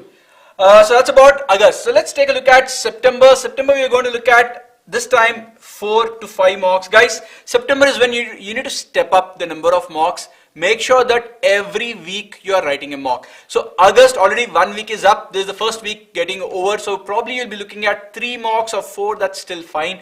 But September, every week you're going to write 1 mock. Now one important part about August is we have an All India mock coming up on 12th of August. Okay. The mock will be released on that particular day. It is freely available on the BYJU'S Exam Prep app for everyone. Now this is an all India mock, and the importance is a lot of students, thousands of students will be writing this. You will be getting to know where you stand in an actual competition. So all of you, I urge that you go download the app, make sure that you register for this all India free mock. Okay, do not miss this chance. There are other all India mocks also coming up. We will keep you guys posted. As of now, the date is finalized for the upcoming All India mock. And the biggest advantage, this holds true for everybody, right? If you've already enrolled with BYJU'S Exam Prep, this is a part of your mocks anyways, go ahead and take it. Ensure that you take that mock. There is a specific window, 12th to the 21st. That's all that we are giving in terms of the window. Ensure you write it in that. There will be a live mock attempt for this mock as well. One of Srinivas or me is going to do that. Ensure that you take that mock. If you are an unenrolled student, you've not enrolled with BYJU'S Exam Prep, still it's there for you. Download the app, go ahead, register for the mock, take it. Register for tomorrow's scholarship test, take it. These are all free mocks, free mini mocks available for you that you can keep taking. It is only going to help you in your preparation. So even if you are not enrolled, go ahead and you take that. Yasin. I think Janani is saying, will the difficulty level increase because the number of questions have decreased? We can't really say that, Janani. There have been papers where the where the questions were easier, and there were papers where the questions were difficult. But we can't generally say that it's going to be easier or difficult. But yes, one thing I can say is it is not going to be extremely difficult. That I can guarantee. I'll add one thing to this. Yep. If you look at CAT 2020, 76 questions, 228 marks, 99 percentile, 102. Yeah. If you look at CAT 2021, 66 questions, 198 marks, 99 percentile, 97. So 99 percentile fell by 5 marks, whereas the overall paper reduced by 10 questions. So even the number of questions reduced, the level of difficulty did not really increase. Students got similar marks. They scored higher, in fact. Yep. Almost 50% was needed for a 99. So there is no such thing that if the level of difficulty decreases, or rather if the number of questions decrease, the level of difficulty will increase. Don't get into these conjectures. Don't worry about it. Just prepare for any plausible outcome. And the best part, you know what's the best part? If you are prepared for it, the 50-60% of the students who are not and are expecting an easy paper and it turns out to be difficult, they are no longer your competition. They will get worried, they will get stuck in a set, they will get stuck in a question, and they will, you know, just fritter away, whereas you will be like, हाँ, big deal, मैंने 10 mock लिखे, 20 mock लिखे. I know one mock, you know, I've come across 2-3 mocks where there are difficult sets, difficult questions. The level of difficulty is higher, big deal. I need to attempt lesser questions, focus on accuracy, that's it. So don't worry, okay? Where is ebook, formula, mini book in app? That is live today. There is a section called CAT 2022 kit, which is there on the app, which you will find tomorrow morning, end of today. You will find it within that. Okay, so September is about 4 to 5 mocks, so I think we're running short of time, so I'll be a bit faster, guys.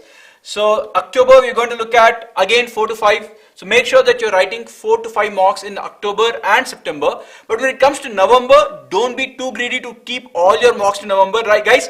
Writing 10 mocks in November, writing 8 mocks in November is really not going to help you. Keep an ideal 3 mocks in November, not more than that. Especially when your exam is on 27th, this is your cutoff, 22nd. Do not write any mock after 22nd. So 1 to 21, this time slot you're going to look at writing about 3 mocks. Okay, so that's our recommendation. 3 to 4 in August, 4 to 5 in both September and October, and about 3 mocks in the month of November. Okay, let's take a look at what other mocks you guys can write. So guys, please remember, CAT is not the only exam which is going to come to you in November. There are about 3 to 4 other exams that you need to start your preparation for also.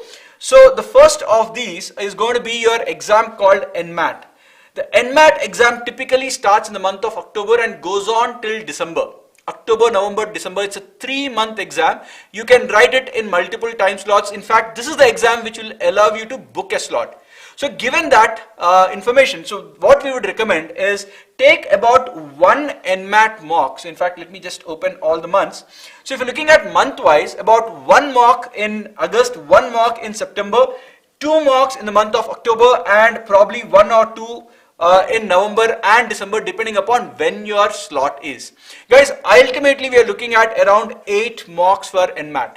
Now we don't have the December slide here because I don't know how many of you will be writing in the month of December. So the whole idea is start in the month of August with 1 mock. You don't need to write many, probably 1 or 2 in September, depending upon. So add +1 depending on your time slot. When are you writing your NMAT? Accordingly, you add 1 or you push it to December. So I'll add 1 or 2 things here, guys, to keep in mind. The window for the NMAT exam, I think, starts on the 10th of October. Please don't schedule your NMAT exam for the first 10 to 15 days for sure. Please don't. I'll be writing the exam on the 10th or the 11th and we'll be taking an analysis by the 11th itself. Attend the analysis. Give yourself 15 days to work on that analysis. So please look at writing your NMAT exam only after the 25th of October, ideally before the 5th of November, so that you also have 3 weeks after the NMAT exam to prep for CAT. So 25th October to 5th November, number and first and foremost, is the first thing that you need to keep in mind in terms of writing the NMAT exam. Okay. The second thing I want you to keep in mind is, which you know many of you all have been talking about, should I only focus on CAT? Is that the only thing I should do? Don't do that. That's very risky, guys. Don't put all your eggs in one basket. None of us.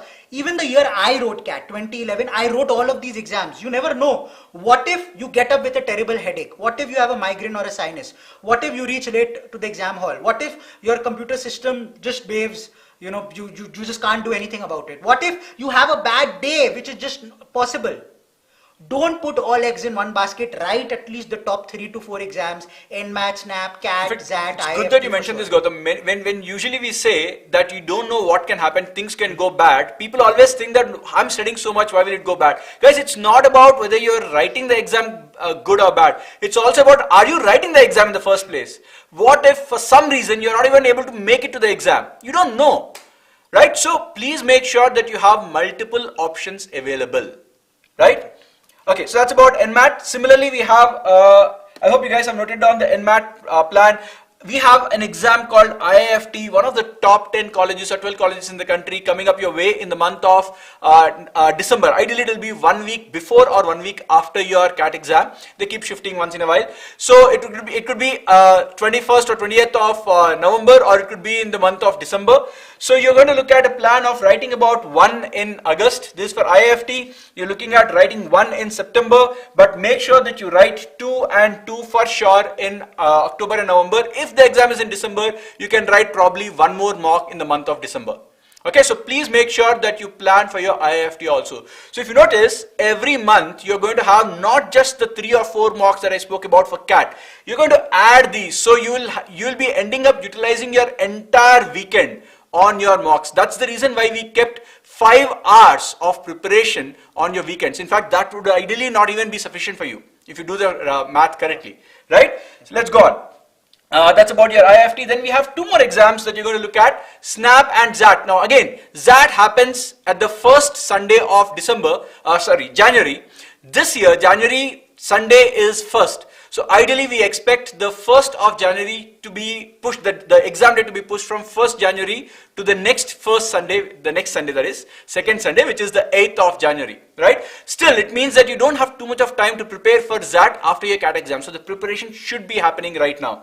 So if you're looking at SNAP, you're looking at start from September. SNAP, you can leave out August because you already have exams coming up in the month of August. So SNAP, you're looking at 2 exams here, 2 here, 2 here, and 2 here. In fact, the SNAP timeline is already out. All the attempts this year in SNAP is happening in the month of December. So the SNAP slots are there in the month of December. So you can write about 2 more exams in the month of December. So you're looking at September, October, November, and December, 2 mocks per month. And finally for ZAT you can take it a little bit more easier because it's there in January. You have the entire December. Yeah, chill.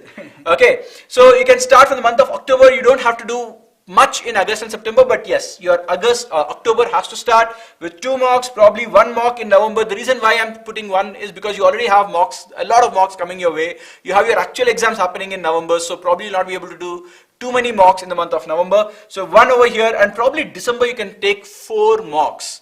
Right, you'll end up taking 4 mocks in the month of December because December there are not many exams except for your SNAP.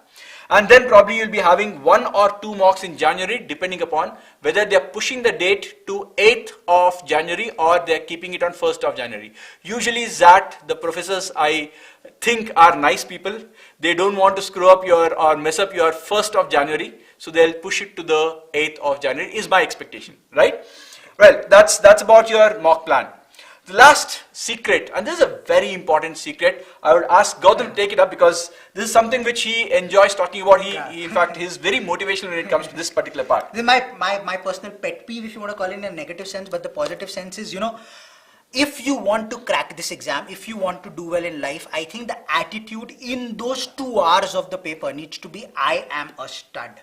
In those 2 hours, if you are messing up any question, if you are messing up any section, if you are finding it difficult, do not worry. Just know in your head 70-80% of India is finding it difficult. Maybe even 90% of the other test takers are finding it difficult. Keep telling yourself in your mind, I am a stud, I am a stud, I am a stud. This is for those 2 hours of the exam. For the rest of the time, be as humble as possible, be down to earth, keep preparing hard, keep practicing, keep analyzing your mocks. But in those 2 hours, be haughty, be adamant, and keep telling yourself, I am a stud.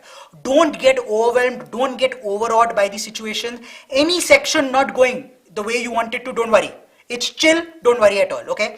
And the second thing, which is also very, very important, is please go ahead and tell yourself that I am in love with myself, which means, Srinivas pointed out that it's just about 30 hours that you need to put in every week, 30 to 35.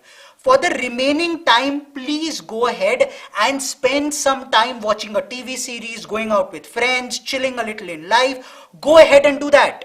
please chill a little. If you do not chill, if you do not relax, don't spend time with family and friends, don't go out, there will be a problem. Why? You'll be too muddled, there'll only be negativity, negativity, negativity. Khali ye exam hai aur kuch nahi hai zindagi mein. Let that not happen, okay? So please be in love with yourself. Please, your mindset should be, I'm an absolute stud. I like to point one small thing. So when I mentioned about the number of hours, guys, please don't spend 5 hours at a stretch.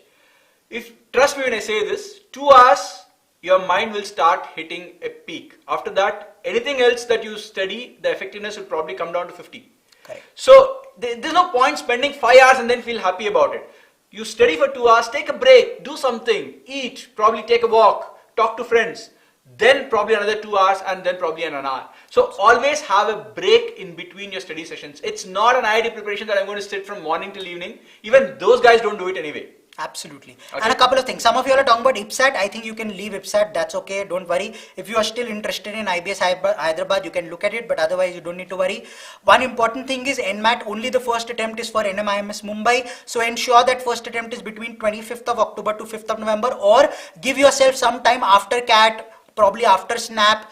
Give yourself some time of about 15 days or so just to prep for NMAT wherever you feel that you can go ahead and do that. Okay, that's the second. Third, somebody was going out and stating, what if the kind of course I am looking for is not there in every institute? Why should I write all exams?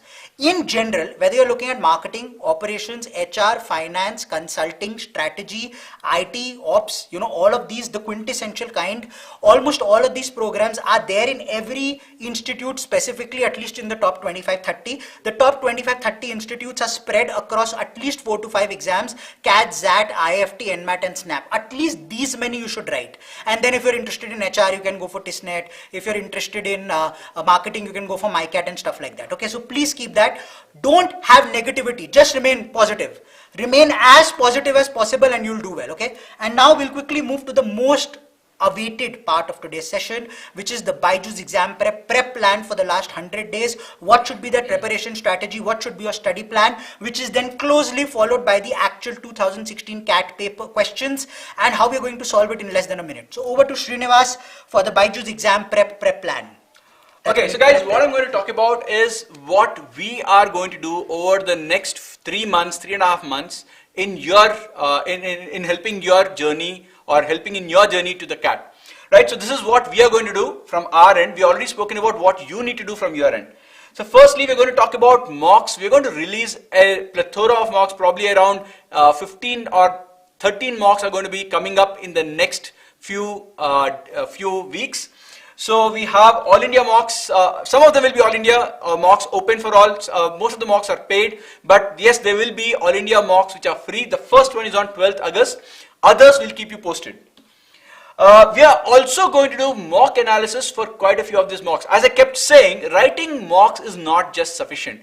You need to write and understand your mistakes. So to point out what should have been the strategy, what could have given you the best score, we are going to do a mock analysis. So that is where you're going to learn what mistakes you have committed and probably correct them. Okay. And of course, every mock we are going to come out with video solutions. So every mock, every question, we are going to record a video which you'll be able to play and take a look at it. So it's not just a written solution that you're going to have. You're going to have a solving of the question done by our faculty members also. And yes, this is an important thing that we're going to do. So like Gautam sir has mentioned some time back, we always say do this, do that, but you never see us doing it actually. So what we are going to do is we are going to pick few mocks where we are going to take the mock, stream it live when we are taking it. And it's not just me solving it. When I do it with some kind of a commentary. So for example, if a question comes in front of me, I'll say why I'm picking it up, why I'm leaving it. You'll also see that we are, not everybody is a stud. We end up making mistakes. Though we are faculty members, yes, our overall performance will be good. But if you look at every question that we do, not everything is perfect. But then the experience that we have, you need to understand what we do when we make a mistake. How do we come out of it? How do we still get a good score despite committing mistakes? So that is the learning and the takeaway for you guys. Okay, so that's what we're going to do. Live attempt of mocks. All the 3 sections of some of the mocks will be done live, right? That's going to be a good experience for you guys to learn from. And of course, for all our students, we are going to start with this mentoring sessions. So we are going to have a mentoring session with a group of 5 students or 6 students at a time, where we are going to talk about your mock analysis, your mock performance, and give you a feedback on how can you improve. This is not a one-to-one, but it is not a one-to-many either. It's basically probably a group of 4 to 5 students versus 1 faculty member. So this schedule for this will be released for all our students. So if you are a BYJU'S Exam Prep student, you will be a part of the session. But yes, there is a small caveat. For us to do an analysis of your mock performances, you have to write the mock. So if you have not written at least about 3-4 mocks, you will not be called for a analysis. So please make sure that you guys write your mocks. Right. And of course, in that session, we are going to talk about the action plan. How do you improve your score? Okay, so the next thing we are going to talk about is what should be the VARC plan, then DILR plan, and your plan for quant. The next 3 to 4 months, what are the things that you need to do over for each one of these sections. So English, my recommendation in terms of the number of hours should be at least an hour and a half. 1.5 hours you're going to spend on English alone every day. This is okay. 30 minutes of reading articles and 1 sectional test every 2 weeks. So every fortnight take a sectional test. So this is your 1.5 hour. Reading is 30 minutes. You're not going to solve anything there. You can read any of these articles that we mentioned about. And yes, solving is for 1 hour. So you're going to solve 3 RCs. You're going to solve 10 of para jumbles, para completion, or para summary, or para jumble. And you can mix it up and solve it. But yes, these 3 have to be done every day. Okay, that's as far as your English goes. Now when it comes to DILR and quant, I have a slightly different plan. I might not say that you have to prepare DILR and quant every day. English, I would definitely say take up every day. But DILR together as a subject and quant as a subject, I would say you can alternate it. Because guys, if you are spending around 3 to 4 hours every day, you can't spend all 3 hours every day breaking it up into 1 hour of quant, 1 hour of DILR, because not much will be getting done. So if you want to get some actual quantity of work done, you are getting into the mood, you don't want to get out of it just when you're getting the hang of things. So keep about 1.5 hour to 2 hours of DILR. Next day, take quant. Then DILR, and then the next day take up quant. See, if you are able to spend more time, then you can do everything every day. This is the plan. Given that many of you are working, you can't spend too much of time on it. So alternate days, 1.5 hour of DILR, 1 hour of LR, at least 3 sets, 30 minutes in this 1.5 hour spend on calculation based DI set. Okay, write about 1 sectional test every 2 weeks, and yes, start solving your previous CAT papers. For quant, as I said, every alternate day around 1.5 to 2 hours. The logic is the same what I explained. Focus on arithmetic, algebra as I mentioned, and geometry. These are your 3 main topics. In fact, order is this, same order. Most important arithmetic, algebra followed by geometry. Okay? Alright. So this we are going to start off with the CAT 2016 questions. Let's take a look at what happened in CAT 2016. The reason being 16 was conducted by Bangalore. So just before we start, a couple of things to keep in mind, guys. Number one, some of you are asking from when will the mock start. Mocks have already started. They're on the app. Go ahead, download, take them. Okay. For number 2, which is some of you all are going ahead and asking, how will I improve in a particular section in 100 days? How will I improve in English, verbal, DILR, quant, and so on and so forth? Follow the plan which Srinivas sir just stated. That is the study plan. 1.5 hours per day for English, 1.5 to 2 hours alternating between quant and DILR, what to do in those 1.5 hours, where to read from, what are the genres to do, all of that is combined with our earlier slide where we spoke about the analytics of the exam. So please ensure that you keep both of them together and go ahead and solve that. And finally, before we start on the 2016 questions, go ahead, click on that like button, like our video, otherwise we're not going to go ahead and solve these questions. Come on. Let's wait. We've got 11 questions. These 11, if you would have gotten right, would have been 33 marks. 53 was a 99 percentile, 36 was a 95. So you would have ended up scoring about 90 to 93 percentile by just solving these 11 and we'll take about 10 to 15 minutes, not more than that, probably slightly longer because we will explain, but not longer than that. And we will try to solve it in the shortest way possible, okay? So please keep that in mind. For all of you all who are worried about what will be my preparation plan, study plan and everything, the CAT 2022 kit is now live on the app from 8:30. All of this is available there as well, so you can download it from there. But these questions and this way of solving it, not there. Hold, have a look at this, then go ahead and look at the kit. Over to Srinivas now for the next one question I would like to answer. Niharika, yes, please start writing mocks from this month, even if you're not prepared. Okay. I will just change that ever so slightly. Yep. Start prepping a little with arithmetic at least. Just focus a little bit more on arithmetic. Do percentages, profit and loss, ratios, mixtures. It'll take you about 2 to 3 weeks. Go through all the videos, attend the live sessions, then start mock. So instead of starting it probably from the 14th, you might want to start from the 21st or the 25th. Take the next 10, 15, 20 days just to go and do at least these topics from arithmetic. You will feel a little better. That's the only difference from what Srinivas sir is saying. Otherwise, it's more or less the same. Yeah. So the whole idea is mock is not for you to get the best score right now. Be in a position to sit for 2 hours without letting your mind waver everywhere. You have to control your mind to be focused on. So that's also a reason for writing mocks right now. It's not always about marks. Keep that in mind. Okay, so let's start with the first question, my friends. So here's the question coming your way. So the question is quite simple. There's a circular sheet divided by 4 of its chords into various regions. We are supposed to find out the maximum number of regions that can be formed using these 4 chords. Now, there are 2 ways of doing this. Some of you might know a formula for this. There is a formula which directly gives you an answer. But CAT never asks a question which says, hey, if you don't know the formula, you're not going to get the answer. Yes, if you know, it's good. But like many of you are medical students here who might not even know anything about this, they will not ask a question which cannot be solved in a different way. And the simplest way to do this is you take a circle, draw your 4 chords, then count. You have 2. Then you have a 3rd and probably draw a 4th in this way. That's it. Your answer is right in front of you. Start counting it. You will be getting the answer as 11. Now, those of you who know the formula, they know this is the formula, guys. N into n plus 1 by 2 plus 1, where n is the number of chords that have been used. On a plain space, if I use n lines, I can always get these many maximum regions. That's your answer. But if you don't know this, this is the best way to do this. And that's how CAT questions are framed. Now, if you ask me, sir, what will happen if there are 10 lines? They will not ask you. Because drawing 10 lines is crazy. They also know that. So they will form a question which can be solved using a simple idea if it is very, very specific. Because not many of you know this formula. Let's move ahead. The only thing to keep in mind is each time you draw a chord, ensure it is not passing through the common point.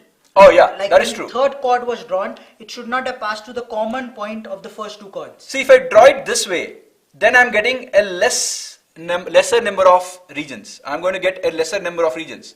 But here, there should be at best 2 chords intersecting. 3 of them should not intersect at the same point. That's the logic. If you get it right, you'll be getting your answer. Alright? Okay, the next question is based on quadratic equations. Now here, one simple idea you need to know. You should at least know what is a quadratic equation, what are the roots. If you don't know this, then you can't solve. But if you know that basic idea, what is the meaning of a quadratic equation, what is a real root, this can directly be done using your options. Take a look at the question first. It says this equation has both roots real and negative. What is the minimum possible value of A? Even if you don't know anything else except for the fact that quadratic equation, how do you find the roots? Or if you know the idea that there is something called as a discriminant. This discriminant should be greater than or equal to 0 for you to have real roots. If you know this much, it's enough for you to solve this. You can go by the options. Look at option A. If the value of this variable is 0, then your equation becomes x square plus 1 equal to 0. Which means your x square is minus 1. You are not talking about real roots because square of any number cannot be negative in the real sense. So you are talking about imaginary roots, so A cannot be your answer. Similarly, check for B. You will be getting the equation as x square plus x plus 1 is equal to 0. Now, don't waste your time finding the roots. Use your discriminant. What is a discriminant? If you observe, a discriminant is b square minus 4ac in ax square plus bx plus c. So here your discriminant will turn out to be negative because this coefficient here is 1. Here the coefficient is 1. So when I take this b square minus 4ac, it's going to be 1 minus 4, which is negative 3. So this means my discriminant is negative. If my discriminant is negative, it means my roots are once again imaginary. So not real roots. Gone. Now I'm left with two options. Let's take the third option. You have x squared plus 2x plus 1 equal to 0. All of you know this is the expansion for x plus 1 whole square equal to 0. This gives you x as minus 1. So it is a real root and it is a negative root. In fact, this means that there are two roots, both of them are minus 1. Two roots, both of them are minus 1. So two negative real roots. Now you don't have to check for 3. Why? Because they're asking the minimum most possible value of a. Even if 3 is possible, I don't care because 2 is less than 3. Therefore, my answer is option C. Job done. So CAT questions, guys, there will always be questions like this which can be solved using basic knowledge that is required. Okay, let's move on to the third question. Third question on time and distance. There is an aeroplane traveling at a speed of 6,000 kilometers at a particular speed. They did not give us the speed. But when the speed was decreased by 400 kilometers per hour, when the speed was decreased by 400 kilometers per hour, then the time taken, obviously when you decrease the speed, the time will increase. So the time taken increased by 30 minutes. So normally I'm traveling at a particular speed, I'll take a particular time. Today, my speed has decreased because of which my time has increased. So the question is, what is the original time? So you basically have the distance. The distance, all of you know, distance is speed into time. So let's say normal speed is s, the normal time is t. So now the special case is the speed has decreased by 400 and the time has increased by half. Now, one way to do is the blind equation of these two. You will be getting some equation in S and T, you will form a quadratic equation, headache. You will get an answer, but at the end of the exam, you don't need that. So what you need to do right now, once again, is use your options. The best way is to use your options. Now here, one learning is pick an option which you would ideally is easy for you to solve. So I will not start with a 3.5. I'm not saying it is not the answer. I'm saying I will not start with it because 3.5 is not a very nice number for me to calculate. I'll either start with a B or I'll either start with a to check my answers. Okay, never pick an option which is very stupid looking in terms of calculation. So let's see what happens if I start with my option B. So you'll get 6,000. Now if I take my original time as 3, I should be getting speed into 3, which gives me speed as 2000. I got my speed as 2000. So then this equation should also satisfy. If my assumption about the answer is correct, then the same substitution should give me the correct answer too. So let me substitute 6000 is equal to speed is now 2000 minus 400, which is 1600, into time I took it as 3. So now it is 3.5. 3.5. So is this a valid equation? Is this correct? You will notice that this is not correct. Similarly, I will probably check for the next number, which is 2, because it's again very easy for me to quickly calculate, and you will notice that this also will not work out for you. Then between 3.5 and 2.5, what is the best thing? I will probably go for option D because 2.5 is still easier for me to deal with than 3.5. Because 3.5 has a 7 as a factor in it, 2.5 does not. It's a 5 and 2 5s in it. So it's easy for me to cancel things.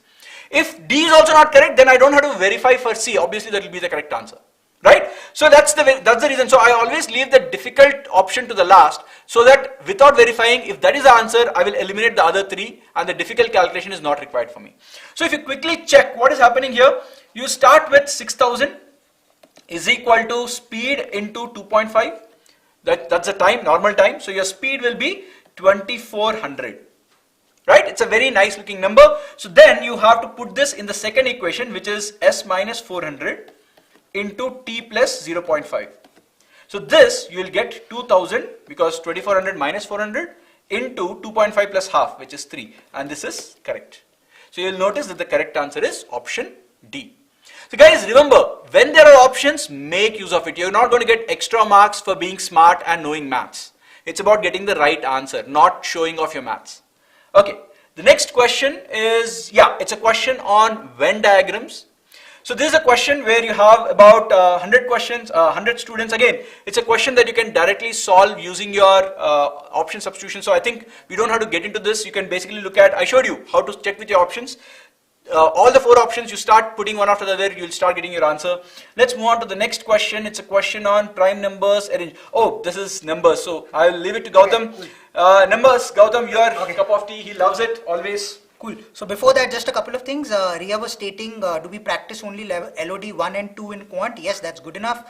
Don't need to worry too much. She was saying, are only the books and previous year papers enough? No, writing mocks, practicing every single topic, all of that is also going to be important. Please do that. Let's quickly come back to this question. Now, all of you all who are there, just go ahead and tell me, am I audible, visible? Try this question. How would you go about it? Now, the simplest way to go about it is just continue on whatever Srinivas sir was telling you till now. Question is, 4 consecutive prime numbers are arranged in ascending. Ascending means small to big. Product of the first 3 is 7429. Last 3 is 12673. Find the sum of the first and the last. Okay. Let's substitute. Let's think of prime numbers. Now, if I'm looking at the sum of first and last, 36, 39, 46 and 45. Now think of any number. Imagine if I take the prime numbers to start with 5. If they are 5, then it will be 5, 7, 11 and 13. Sum of first and last will be 5 plus 13, which is 18, which is not there in options. Options start with 36. So 5 seems very low. 7 might also be low because options start with 36, but we can try. 7, 11, 13, 17. 7 and 17, 24. Again, 36. You know, not there. 7 is too low. Let's start with 11. 11, 13, 17 and 19. 11 and 19 is 30. Once again, not there. Next one. 13, 17, 19 and 23. Now you get 13 and 23 is 36, which is the smallest possible. Now look at what it is that you need to go ahead and see. The product of the first 3 is 7429. Look at the unit digit. It is 9. 3 into 7 will end in a 1. 1 into 9 will end in a 9. So this can hold true. Look at the product of the last 3. 17 into 19 into 23. 7 into 9 will end in a 3. 3 into 3 will end in a 9. But the number ends in 12673. Not possible. Hence this is incorrect. Look at the next one where you start with 17. 17, 19, 23 and 29. Now 17 plus 19 is 46. This is possible, and guess what? The next number that you go to, imagine you don't go 17, 19, 23, 29, you go higher than that. Say you start with 19, then it will become 19, 23, 29 and 31, which means the sum will become 40. Sum will become 40. Okay, 50, sorry, which is not there in options. Options are only till 46 and 45. So the answer has to be option C, which is 46, and the numbers you are looking at are 17, 19, 23 and 29, as simple as that. Clear? So in case it was not visible, I'll just move to the left. 17, 19, 20 and 29. Substitute. Ria saying she's seen all the videos. Great, good to hear. Hopefully they helped you. Let's try out the next question. Now this question was also given to a few of you all. You know, you all might have seen this earlier as well. And there is a very smart technique to solve this. ABCD is a trapezium with AB as 10, CD as 6, angle A plus angle B is 90. Now whenever you are in a situation where angle A plus angle B is given as 90 and none of the options cannot be determined on none of these, assume a value. Assume both A and B as 45 degrees. Now draw a trapezium. I have AB. I have CD. Drop a perpendicular. This CD is 6. Imagine this perpendicular is at XY. So XY will become 6 because CDXY is a rectangle, right? AB totally is 10. That means AX is 2 and BY is 2. Why? Because this is 45. This is 45 again. So you can go ahead and look at it in terms of congruency. You will see both triangles are congruent. So AX is equal to BY. It will become equal to 2. Now look at this triangle AXD. Look at this triangle AXD. Okay. In this triangle AXD, suddenly you will see that it's an isosceles triangle. So AX is equal to DX equals 2. All of you all got 2.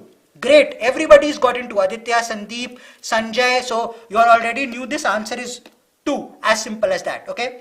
Question 7, try out on your own. I'll give a hint as to what the answer is or how to do it. Substitute. Take S by M is equal to 1, which is the smallest number. You get S is equal to M. Can sum be equal to M? Nah, not possible. Hence, try S by M is equal to 2 and you will reach there. Okay, so substitute and do it. Question 8, very, very interesting. Something that both Srinu and I enjoy, which is inequalities. Whenever an inequality question comes, always attempt it, because 99% of the times you can do it through substitution. Why? Because in an inequality question, generally, unless they tell you how many integral solutions, it can't be theta. So you should attempt. That means substitute. Especially options like this, my friends. Whenever you have options like this is the easiest in the lot. Always. So look at this. Look at the first inequality. X square plus 6x minus 27 is greater than 0. Put x equals 0. What do you get? Minus 27 is greater than 0. Is that true? No, it's not. Because minus 27 is not greater than 0. So 0 can't be in the answer. Look at the first option. 0 is in the answer. Option 3, 0 is in the answer. Option D, 0 is in the answer. Only one option where 0 is not in the answer, which is B. That's the answer. Clear? And this is a CAT 2016 question. As simple as that. Clear? You put x equals 0 in the first inequality, you get minus 27 is greater than 0, which is incorrect. Hence, you know that x equals 0 can't be in the answer. Substitute it in the options. You see there is only one option B which did not have 0. That's the answer. All the medical students, art students out there, don't get scared by these kind of questions. You only look at the topic and you get scared, but you don't look at the type of the question. These are for you. Okay, these are the questions that are designed for you by the CAT examiner. Absolute sitters. Okay, this next question again, okay, again, you know what I say, algebra is arithmetic from -3 to 3. Whenever an algebra question comes, substitute x equals 0, nahi hota, then x equals 1, nahi hota, x equals -1, nahi hota, 2, then -2, 3, -3. As simple as that. Look at this question. Root over x into x plus 2 into x plus 4 into x plus 6 plus 16 is equal to. Now, one way to do this is, you know, substitute. Now, in substitution also be smart. Look at the options. If I put x equals 0, option A and option B will have the same answer. Both will be 4. I will not put x equals 0. Let's directly start by putting x equals 1. If you put that, you get root over 1 into 3 into 5 into 7 plus 16, which is root over 105 plus 16, which is root 121, which is 11. So the answer is x equals, or the answer at x equals 1 is 11. Put x equals 1, first option becomes 13, incorrect. Second option becomes 11, correct. Check option 3, this becomes 15, incorrect. Option D, it becomes 16, incorrect. Only one option which is possible, which is option B. Clear? This is the way to go ahead and solve algebra questions. I again repeat, algebra is arithmetic from -3 to 3, substitute. Guys, algebra, all of those of you who are thinking that it's difficult, it is not. So do not leave algebra. They are absolute sitters in a lot of these CAT papers. Absolutely. Let's look at this one, arithmetic. And you'll be thinking, okay, I know arithmetic, I can solve it in the quintessential way. How can I solve arithmetic by being smart? Let's have a look at it. The compound interest earned on a principal amount at 5% compounded annually during the third year is 220.5. Find the principal. Now, important thing is 5%. Second is 220.5. Now, 220.5 is around 200, right? It's around the 200 mark, 200 plus something. So 200, if I look at it, it is 5% of what?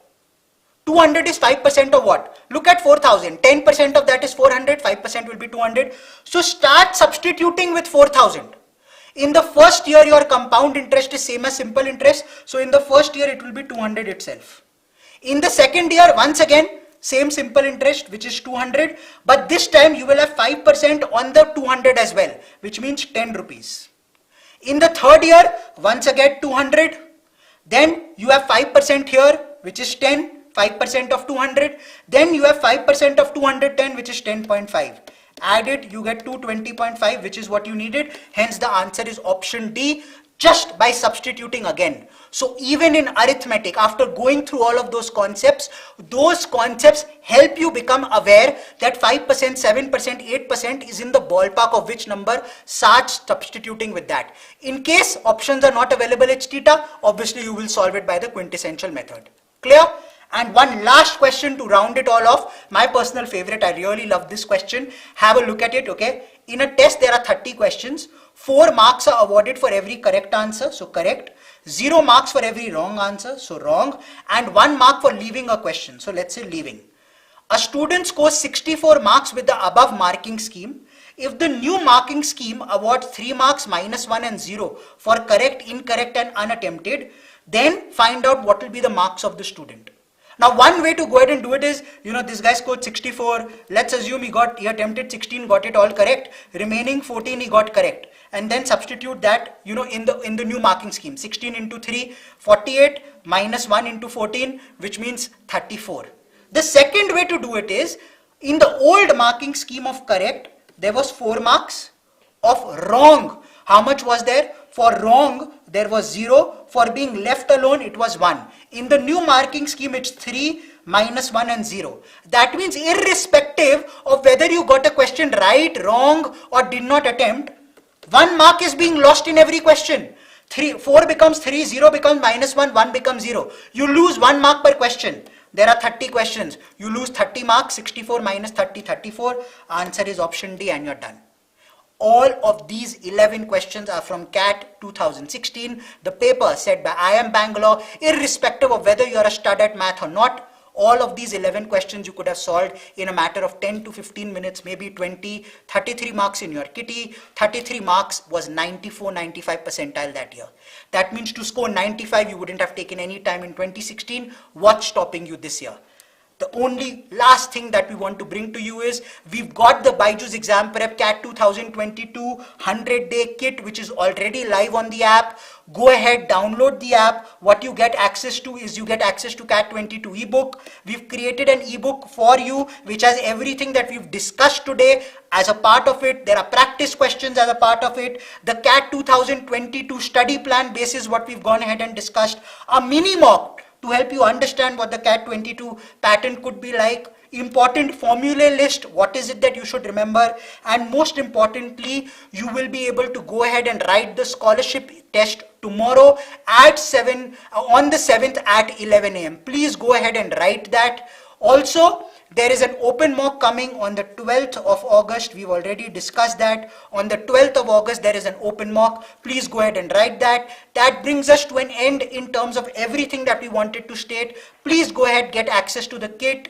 For all of you who think your basics are a problem, please go ahead and look at the basic conceptual videos we put on the app. Srinivas and me have recorded it from a perspective of quant and DILR. Savitri ma'am and Santosh have done it from the context of verbal. That should be enough to help you improve your concepts. Go ahead and apply that in everything that we've done. And go ahead, like this session, follow us on Insta, follow us on YT. Do not forget all of that. Download the app. And hopefully we will have fun. We have a lot of sessions coming your way, both on YouTube as well as the app. So please stay tuned on the channel as well as on the app. Download it if you have not already done. Okay, a lot of good stuff coming your way. Lovely and great to hear all the thank yous. We thank you for being here as well. Great audience. Hope you're enjoying the videos we put out there on the app. To everybody who's enrolled, to those who haven't, you were missing something. Okay, go ahead, enroll, watch our videos, you'll have fun. Ensure you take the scholarship test tomorrow. Ensure you go ahead and you attend the open mock which is going to happen on the 12th as well. And my team is just in the chat box going to put the link once again for both the scholarship test and the open mock. It is coming your way right now. Go ahead and do that.